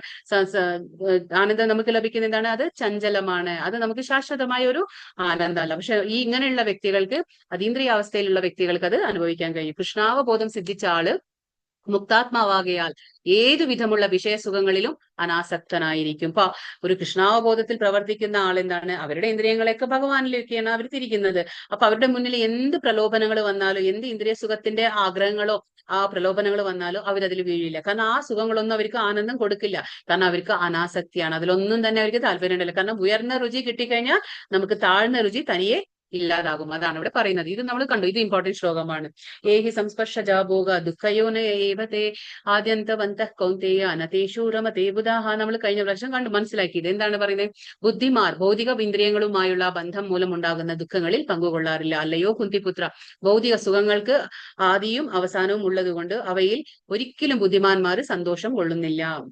നമുക്കറിയാം 5 ഇന്ദ്രിയങ്ങളുണ്ട് അല്ലെ? നമ്മുടെ ആ കണ്ണ്, മൂക്ക്, നാക്ക്, ത്വക്ക്, ചെവി. അപ്പൊ 5 ഇന്ദ്രിയങ്ങളും നമുക്ക് ഉണ്ടാക്കി തരുന്ന ആ ഓരോ ബുദ്ധിമുട്ടുകളാണ് ഇവിടെ പറയുന്നത്. അപ്പോ കണ്ണുകൊണ്ട് എന്താണ് ചെയ്യാൻ പറ്റുക? ഉദാഹരണം കൊടുത്തു നമ്മൾ. അത് സ്വയം എന്താണ്, ആ വെളിച്ചത്തിന് ആകർഷണം കൊണ്ട് അത് അതിന്റെ ആ ജീവിതം നശിപ്പിക്കുകയാണ്. അതേപോലെ മാന ചെവിക്കാനുള്ള ഉദാഹരണമാണ്. ആ ഒരു എന്താ പറയാ, ആ ഒരു വേണുനാദം അത് കേട്ടുകൊണ്ട് എന്താണ്, അത് വേടന്റെ വലയിലാകുന്നു. അതേപോലെ ത്വക്ക്, നമ്മുടെ ആന എന്താ ചെയ്യുന്നത്? ആന ആ ത്വക്കിന്റെ ഒരു സുഖത്തിന് വേണ്ടിയിട്ട്, സ്പർശന സുഖത്തിന് വേണ്ടിയിട്ട് അത് കുടുങ്ങാണ്. അതേപോലെ വണ്ട് എന്താ ചെയ്യുന്നത്? ആ താമരപ്പൂ വിരിയുമ്പോൾ, അതിന്റെ ഗന്ധം വരുമ്പോൾ അത് ആസ്വദിക്കാനായിട്ട് ആ താമരപ്പൂവിൽ ഇരുന്നു കൊണ്ട് എന്താണ്, ആ സൂര്യൻ അസ്തമിക്കുമ്പോൾ താമരപ്പൂ ചുരുങ്ങി പോകും. അങ്ങനെ അതിന്റെ അന്ത്യം അത് വരുത്താണ്. അതേപോലെ മത്സ്യം എന്താണ്, അത് രുചി, നാവിന്റെ ആ ചൂണ്ടയിൽ ഇട്ടുകൊണ്ട് ആ പുഴുവിന് വേണ്ടിയിട്ട് അത് ശ്രമിച്ച് അത് ഉപയോഗിക്കാൻ ശ്രമിക്കുമ്പോൾ എന്താണ്, അത് കുടുങ്ങുകയാണ്. അപ്പൊ ഇങ്ങനെയാണ് നമ്മുടെ 5 ഇന്ദ്രിയങ്ങളും 5 ഇന്ദ്രിയ വിഷയത്തിൽ ചെന്ന് പെടും. അപ്പൊ എന്താണ്, അത് നമ്മുടെ സ്വന്തം നാശത്തിനാണത് കാരണമൊരുക്കുന്നത്. അപ്പൊ അതാണ് പറയുന്നത്, ആരാണോ ബുദ്ധിമാനായിട്ടുള്ള വ്യക്തി ഒരിക്കലും ഇങ്ങനെയുള്ള ആ ഇന്ദ്രിയ സുഖത്തിൽ ഇടപെടില്ല. കാരണം എന്താണ്, അദ്ദേഹത്തിന് അറിയാം ഒരു സുഖത്തിന് തുടക്കമുണ്ടെങ്കിൽ അതിന് അവസാനം തീർച്ചയായിട്ടും ഉണ്ടാകുമെന്ന് അദ്ദേഹത്തിന് അറിയാം. അതുകൊണ്ട് ഇങ്ങനെയുള്ള കാര്യങ്ങളിൽ അദ്ദേഹം ഇടപെടില്ല. യോഗികൾ എന്താ ചെയ്യുന്നത്? പരമസത്യത്തിൽ നിന്ന് ആനന്ദവും ഇന്ദ്രിയാതീതവുമായ ആനന്ദം അനുഭവിക്കുന്നു. അപ്പൊ യോഗികൾക്ക് ഈ ഭൗതികമായിട്ടുള്ള ഇന്ദ്രിയ സുഖങ്ങളല്ല അവർക്ക് ആനന്ദം കൊടുക്കുന്നത്, അവർക്ക് അതീന്ദ്രിയമായിട്ടുള്ളതാണ്. എന്താണ് അതീന്ദ്രിയമായ കാര്യങ്ങൾ? അതൊക്കെ ഭഗവാന്റെ, പരമസത്യമായ ശ്രീകൃഷ്ണ ഭഗവാന്റെ കാര്യങ്ങളാണ്. അതാണ് അവർക്ക് ഏറ്റവും ആനന്ദം നൽകുന്നത്. അതുകൊണ്ട് ഭഗവാൻ എന്ന ആ പരമസത്യത്തിന് രാമൻ എന്നും പേര് പറയുന്നു. കാരണം ആ രാമ എന്ന് പറഞ്ഞ എന്താണ്? ആനന്ദം. അതുകൊണ്ടാണ് ആ പരമസത്യത്തെ നമ്മൾ രാമ എന്ന് വിളിക്കുന്നത്. എന്താണ്? ആ ആനന്ദം. രാമ എന്ന് പറയുമ്പോൾ അർത്ഥം എന്താണ്? ആനന്ദം. അതുകൊണ്ടാണ് യോഗികൾക്ക് ആ പരമസത്യത്തിലാണ് അവർക്ക് ആനന്ദം ഉണ്ടാകുന്നത്. ശക്നോതി ഹൈവയക് സോഡും പ്രാക്യരീര വിമോക്ഷണാത് കാമക്രോധോദ്ഭവം വേഗം സയുക്ത സുഖീനരഹ. ഈ ശരീരം ത്യജിക്കുന്നതിന് മുമ്പ് ഭൗതികമായ ഇന്ദ്രിയങ്ങളുടെ ത്വരയെ ചെറുക്കാനും കാമക്രോധങ്ങൾ നിയന്ത്രിക്കാനും സാധിക്കുന്ന ആള് നല്ല സ്ഥിതിയിൽ വർത്തിക്കുന്നു, അയാൾ ഈ ലോകത്തിൽ സന്തോഷവാനാണ്. അപ്പൊ എന്താ പറയുന്നത് ഇവിടെ?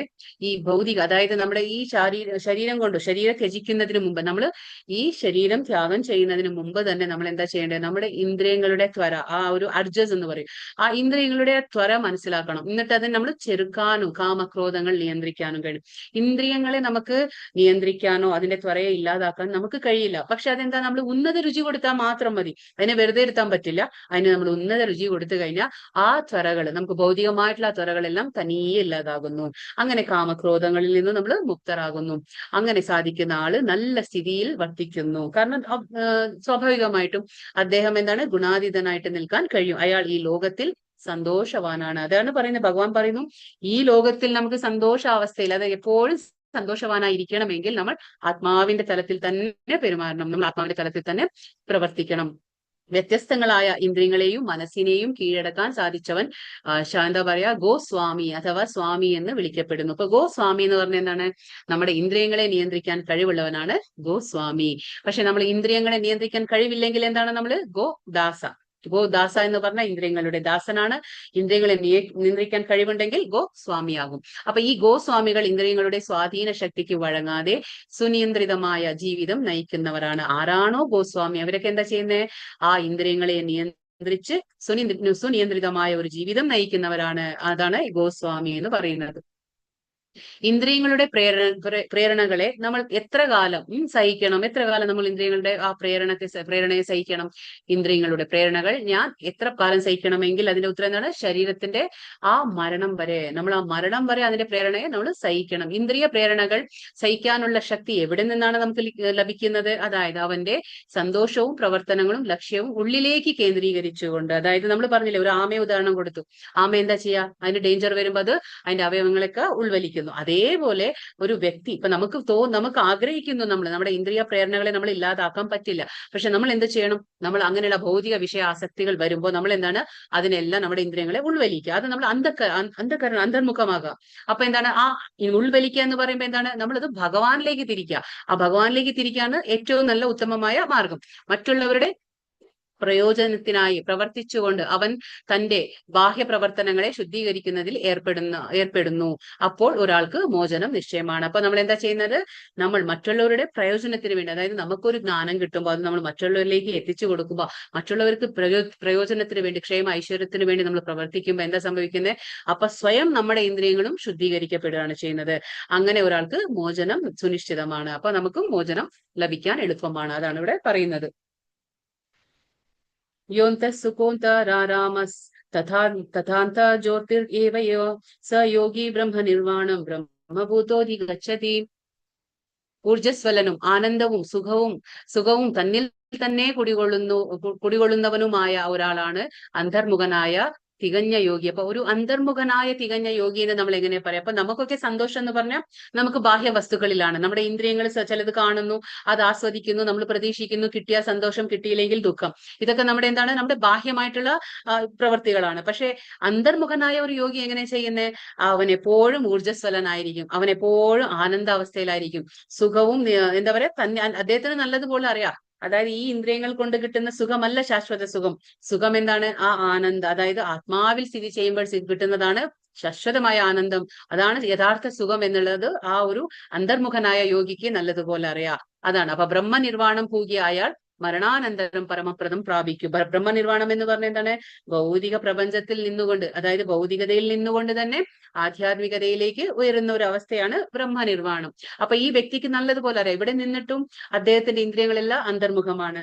അപ്പൊ അദ്ദേഹത്തിന് സന്തോഷം, ആനന്ദം എല്ലാം കിട്ടുന്ന എവിടെ നിന്നാണ്? ഉള്ളിൽ നിന്നാണ്. അല്ലാതെ ഇന്ദ്രിയ വിഷയത്തിൽ ഏർപ്പെടുത്തിയിട്ടല്ല അദ്ദേഹത്തിന് ആനന്ദം കിട്ടുന്നത്. അപ്പൊ അതാണ് അന്തർമുഖനായ ഒരു യോഗി.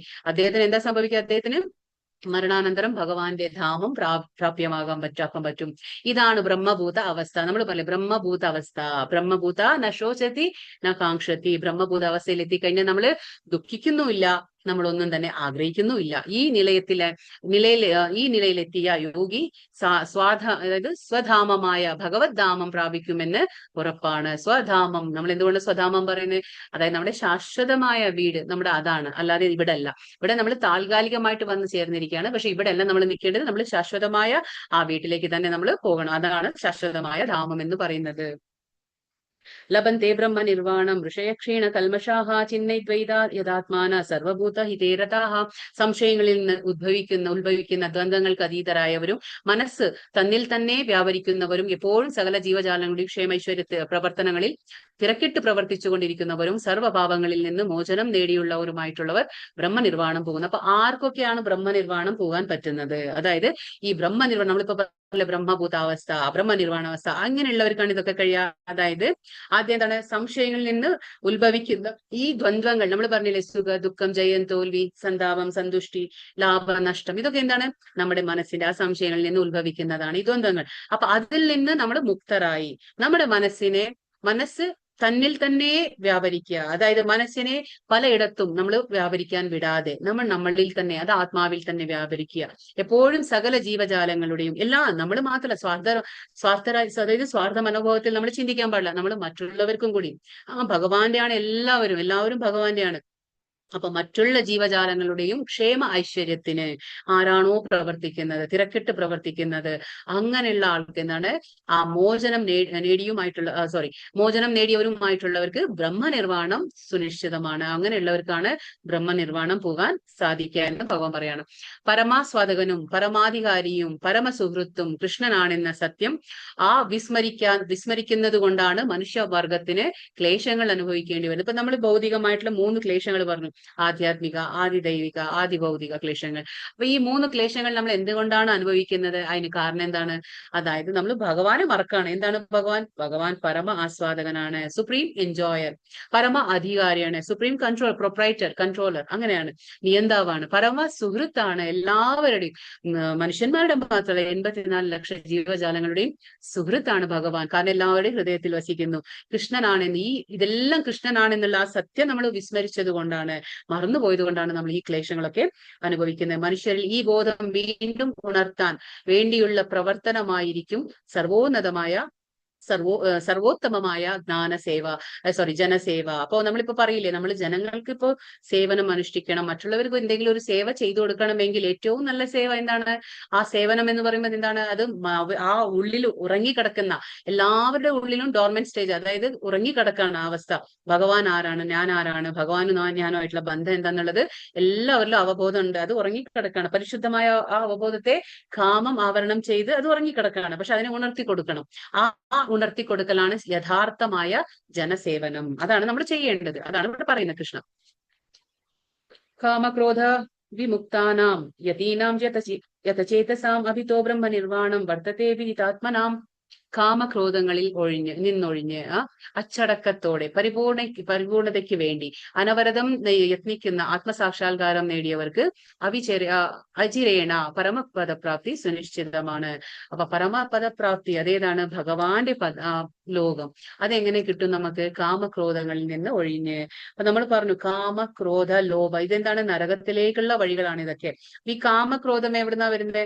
അതാ പറയുന്നത്, നമ്മൾ ഈ കാമം വരുന്നത് ഇങ്ങനെ, നമ്മൾ പറഞ്ഞു ഈ നമ്മുടെ അവബോധത്തെ ആവരണം ചെയ്യുന്നത് കാമമാണ്. അപ്പൊ കാമത്തിൽ നിന്ന് ക്രോധം വരുന്നു. നമുക്ക് ക്രോധം നിർത്താൻ പറ്റില്ല, പക്ഷെ അത് കാമം ഇല്ലാണ്ടാക്കണം. കാമം ഇല്ലാണ്ടാക്കണമെങ്കിൽ നമ്മുടെ ഇന്ദ്രിയങ്ങളെ ഭഗവത് ഭക്തിയിലേക്ക് നമ്മൾ നയിക്കണം. എങ്കിൽ മാത്രമേ അത് പറ്റുള്ളൂ. അപ്പൊ കാമക്രോധങ്ങളിൽ നിന്ന് ഒഴിഞ്ഞ് അച്ചടക്കത്തോടെ, അതായത് എന്താണ് നമ്മുടെ ശാസ്ത്രങ്ങൾ പറയുന്നത്, ഭഗവാൻ എന്താണ് ആഗ്രഹിക്കുന്നത്, ആ രീതിയിൽ ഒരു ജീവിതം ചിട്ടപ്പെടുത്തി പരിപൂർണതയ്ക്ക് വേണ്ടി. എന്താണ് പരിപൂർണത? നമ്മൾ ഭഗവാന്റെ ധാമത്തിലേക്ക് തിരിച്ചെത്തുക എന്നുള്ളതാണ് പരിപൂർണത. അല്ലാതെ ഇവിടെ നിന്നുകൊണ്ട് നമ്മൾ ഒരുപാട് കാലം ഇവിടെ ആസ്വദിക്കണം, വീണ്ടും വീണ്ടും ജന്മം എടുക്കണം, അതല്ല പരിപൂർണത. ഭഗവാന്റെ ധാമത്തിലേക്ക് എത്തുക എന്നുള്ളതാണ് പരിപൂർണത. അതിനുവേണ്ടി നമ്മൾ അനവരതം യത്നിക്കുന്ന, നമ്മൾ അതിനുവേണ്ടി പരിശ്രമിക്കണം. അല്ലാതെ എന്റെ ജീവിതത്തെ, ഈ ഭൗതികമായിട്ടുള്ള ഈ ശരീരത്തെ എങ്ങനെ മെച്ചപ്പെടുത്താം, എന്റെ ഈ ജീവിതത്തെ സുഖഭോഗങ്ങളെ എങ്ങനെ മെച്ചപ്പെടുത്താം, അങ്ങനെയല്ല നമ്മൾ ചിന്തിക്കേണ്ടത്. നമ്മൾ എന്താണ്? ആ ഭഗവാന്റെ ധാമത്തിലേക്ക് എത്താൻ, ആ ശാശ്വതമായ ധാമത്തിലേക്ക് എത്താൻ എന്താണ് ചെയ്യേണ്ടത് എന്നുള്ള അതിനുവേണ്ടി എത്തിക്കുന്ന ആത്മസാക്ഷാത്കാരം നേടിയവർക്ക്, ആത്മസാക്ഷാത്കാരം ലഭിച്ച ഒരാൾക്ക് അചിരേണ പരമപദപ്രാപ്തി സുനിശ്ചിതമാണെന്ന് പറയുന്നു. നോട്ടം കൊണ്ട് ഇപ്പൊ നമുക്ക് അതെങ്ങനെ സാധിക്കും? അതായത് ഇപ്പോ നോട്ടം കൊണ്ട് മാത്രമാണ് അത്ര മത്സ്യം കുഞ്ഞുങ്ങളെ പോറ്റുന്നത്, ധ്യാനം കൊണ്ട്. അപ്പോ നോട്ടം കൊണ്ടാണ് എന്താ പറയാ, നമ്മുടെ മത്സ്യങ്ങളൊക്കെ കുഞ്ഞുങ്ങളെ പോറ്റുന്നത് എന്ന് പറയുന്നു. ധ്യാനം കൊണ്ട്. കരയിൽ മുട്ടയിടുന്നു, വെള്ളത്തിലേക്ക് പോകുന്നു, വെള്ളത്തിൽ ഇരുന്നു കൊണ്ട് അത് ആ മുട്ടകളിൽ മനസ്സൂന്നി ധ്യാനിക്കുന്നു, അങ്ങനെയാണ് പറയുന്നത്. അപ്പോ ഇങ്ങനെയാണ് അവരൊക്കെ കുഞ്ഞുങ്ങളെ പോറ്റുന്നത്. അപ്പൊ അതേപോലെ തന്നെ കൃഷ്ണാവബോധമുള്ള ഒരു ഭക്തൻ എവിടെയാണ്? ഭഗവത് എത്ര ദൂരെ നമുക്കറിയാം. നമ്മുടെ ഇപ്പൊ ഭൗതിക ലോകം കഴിഞ്ഞ് 7 ആവരണങ്ങൾ കഴിഞ്ഞ് ബ്രഹ്മജ്യോതി കഴിഞ്ഞ് വൈകുണ്ഠ ലോകങ്ങൾ കഴിഞ്ഞ് അതിലും മുകളിലാണ് ഭഗവാന്റെ ധാമം, ഒരുപാട് ദൂരെയാണ്. പക്ഷെ അതേപോലെ കൃഷ്ണാബോധമുള്ള ഒരു ഭക്തൻ ഭഗവത് ധാമത്തിൽ നിന്ന് വിദൂരസ്ഥനെങ്കിലും ഒരുപാട് ദൂരെയാണെങ്കിലും നിരന്തരമായ ധ്യാനം കൊണ്ട് ഇവിടെ ഇരുന്നു കൊണ്ട് തന്നെ നമ്മൾ ധ്യാനിക്കുകയാണ്. ആരെ? ഭഗവാനെ, ആ പരമധാമത്തെ ധ്യാനിക്കുകയാണ്, ആ ഭഗവാനെ ധ്യാനിക്കുകയാണ്. അങ്ങനെ ചെയ്യുമ്പോൾ എന്താണ്? കൃഷ്ണാവബോധ പ്രവർത്തനം കൊണ്ടും വെറുതെ ധ്യാനിച്ചുകൊണ്ടിരിക്കാൻ പറ്റില്ല. നമ്മൾ ഒരു എന്താ പറയാ, ഒരു ഒഫീഷ്യൽ മെഡിറ്റേറ്റർ അല്ല, അത് ആകാനല്ല പറയണേ. നമ്മൾ ഇവിടെ ഇരുന്നു കൊണ്ട് ഭഗവാനെ ധ്യാനിച്ചുകൊണ്ട് അവിടെ എത്തണം എന്നുള്ള ആ ചിന്ത എപ്പോഴും ഉണ്ടായിരിക്കണം. എന്നിട്ട് നമ്മൾ എന്ത് ചെയ്യണം? കൃഷ്ണാവബോധ പ്രവർത്തനം കൊണ്ടും ആ അധാമത്തിലേക്ക് സ്വയം ഉയരാൻ സാധിക്കും എന്നാണ് ഇവിടെ പറഞ്ഞു തരുന്നത്. ഇനിയിപ്പോ ലാസ്റ്റ് എന്താ പറയുന്നത്? അഷ്ടാംഗ യോഗയിലൂടെ മുക്തി. എങ്ങനെയാണ് അഷ്ടാംഗ യോഗികൾ മുക്തി നേടുന്നത്? അത് പറയാണ് ഇവിടെ. സ്പർശാൻ കൃത്വാ ബഹിർബാഹ്യം ബാഹ്യം ചക്ഷുഷൈവാന്തരേ ഭ്രുവോഹോ പ്രാണാപാനൗ സമൗ കൃത്വാ നാസാഭ്യന്തരചരിണൗ യതേന്ദ്രിയാ മനോബുദ്ധിർ നിർമുക്ഷോപരായണഃ വിഗതേച്ഛാ ഭയക്രോധോ യസ്തദാ മുക്ത ഏവ സഹ. ബാഹ്യ വിഷയങ്ങളെല്ലാം നിരോധിച്ചും, അതായത് ഇത് യോഗത്തിന്റെ കാര്യമാണ് പറയുന്നത്, അഷ്ടാംഗ യോഗത്തിന്റെ കാര്യമാണ് പറയുന്നത്. ബാഹ്യ വിഷയങ്ങളെല്ലാം നിരോധിച്ച്, അതായത് കൺട്രോൾ ചെയ്ത് പുരികങ്ങൾക്കിടയിൽ ദൃഷ്ടി, അതായത് ദൃഷ്ടടി ഉറപ്പിച്ചും, അതായത് എന്താണ്, നമ്മുടെ ഈ 2 പുരികങ്ങൾക്കിടയിലും നമ്മുടെ ആ ശ്വാസോച്ഛ്വാസങ്ങളെ ആ നാസാദ്വാരങ്ങളിൽ നിന്ന് സമനിലയിൽ നിർത്തിയും. ഇതൊക്കെ അഷ്ടാംഗയോഗത്തിലെ കാര്യങ്ങളാണ് പറയുന്നത്. ആ നാസാദ്വാരങ്ങളിലെ, അതായത് നമ്മൾ പ്രാണായാമം അതിനെ കുറിച്ചാണ് പറയുന്നത്. അപ്പൊ ആ സമനിലയിൽ നിർത്തിയിട്ടും ഇന്ദ്രിയങ്ങളെയും മനസ്സിനെയും ബുദ്ധിയെയും നിയന്ത്രിച്ച് മുക്തി ലക്ഷ്യമാക്കിയ ഒരു യോഗി രാഗദ്വേഷങ്ങളിൽ നിന്നും ഭയത്തിൽ നിന്നും മോചനം നേടുന്നു. സദാ ഇതേ അവസ്ഥയിൽ പുലരുന്ന അയാൾ എന്താണ്? മുക്തൻ തന്നെയാണ്. ഇതൊരു അഷ്ടാംഗ യോഗിയുടെ കാര്യമാണ് പറയുന്നത്. ഇത് വളരെ പ്രയാസമാണ്, നമ്മളൊന്നും ചെയ്യാൻ കഴിയില്ല, ഇത് വളരെ ബുദ്ധിമുട്ടാണ്. ഇത് അഷ്ടാംഗ യോഗികളുടെ കാര്യമാണ് പറയുന്നത്. ആ രീതിയിലാണ് അവർക്ക് എന്താണ് മുക്തിയുടെ മാർഗത്തിലേക്ക് അവര് മുന്നേറുന്നത്. അയാൾ മുക്തൻ എങ്ങനെയാണ് മുക്താവസ്ഥയിലേക്ക് എത്താൻ പറ്റുന്നത്? അവർ അത്രയും പുരികങ്ങൾക്കിടയിൽ ആ ശ്വാസത്തെ നിയന്ത്രിച്ച് കൺട്രോൾ ചെയ്തും ആ പ്രാണവായുവിനെ അവർ പുരികത്തിന്റെ നടുവിലേക്ക് കൊണ്ടുവരുന്നു, മധ്യത്തിലേക്ക് കൊണ്ടുവരുന്നു. ബാഹ്യ വിഷയങ്ങളിൽ നിന്ന് അവരുടെ ഇന്ദ്രിയങ്ങളെ അവർ പിൻവാങ്ങുന്നു. നമ്മൾ പറഞ്ഞില്ലേ, ആ അവസ്ഥകളാണ് ഇവിടെ പറയുന്നത്. അതായത് യമ, നിയമ, ആസന, പ്രാണായാമ, പ്രത്യാഹാര, ധാരണ, ധ്യാന, സമാധി എന്നിങ്ങനെ 8 വിഭാഗങ്ങൾ ഉൾപ്പെടുന്നതാണ് അഷ്ടാംഗ യോഗം. നമുക്ക് എന്ന് പറഞ്ഞാൽ 8. ആ അഷ്ടാംഗ യോഗത്തിന്റെ കാര്യമാണ് ഇവിടെ പറയുന്നത്. കൃഷ്ണാവബോധം ഉദിച്ച ഒരാള് സദാ ഭക്തിപൂർവകമായ സേവനത്തിൽ ഏർപ്പെട്ടുകൊണ്ടിരിക്കുന്ന അയാൾ മറ്റു വിഷയങ്ങളിൽ ഇന്ദ്രിയങ്ങളെ വ്യാപരിച്ച് അപകട സാധ്യത ഉണ്ടാകുന്നില്ല. അപ്പൊ നമുക്കിതൊന്നും ആവശ്യമില്ല. അതാണ് പറയുന്നത്. ഇപ്പൊ നമ്മളൊരു അഷ്ടാംഗ യോഗിയാകാൻ കഴിയില്ല നമ്മളെ കൊണ്ട്.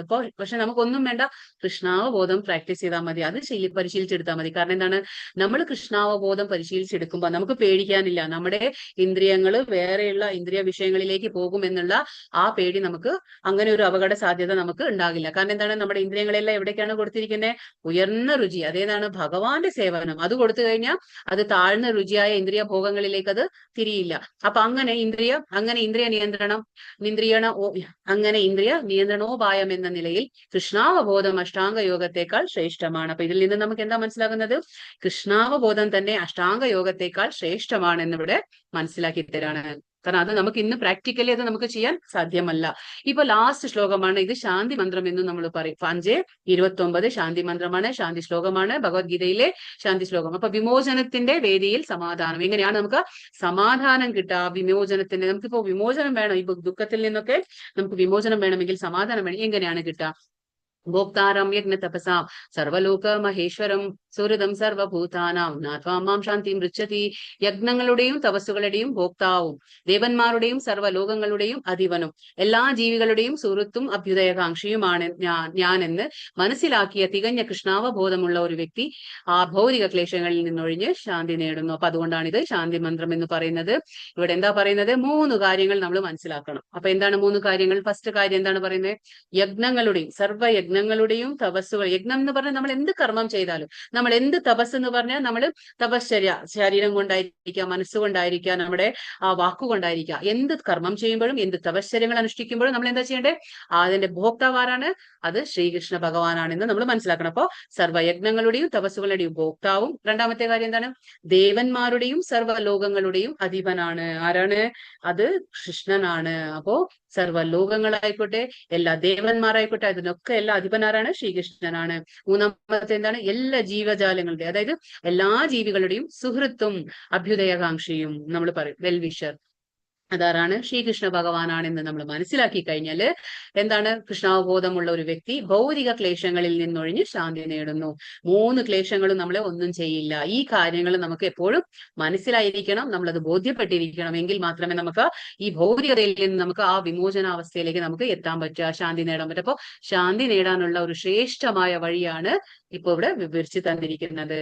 ഇപ്പൊ ഇവിടെ ഈ അധ്യായം കഴിയാണ്. ഹരേ കൃഷ്ണ കൃഷ്ണ കൃഷ്ണ ഹരേ ഹരേ, ഹരേ രാമ രാമ രാമ ഹരേ ഹരേ. വാഞ്ചാകൽപതരുഭ്യശ്ച കൃപാ സിന്ധുഭ്യേവ ച പതിതാനാം പാവനേഭ്യോ വൈഷ്ണവേഭ്യോ നമോ നമഃ. അനന്ത കോടി വൈഷ്ണവവൃന്ദ की जय. श्रील प्रभुपाद की जय. श्रील गुरुदेव की जय. हरे कृष्ण. ഹരേ കൃഷ്ണ മാതാജി, ഒരു സംശയമുണ്ട്.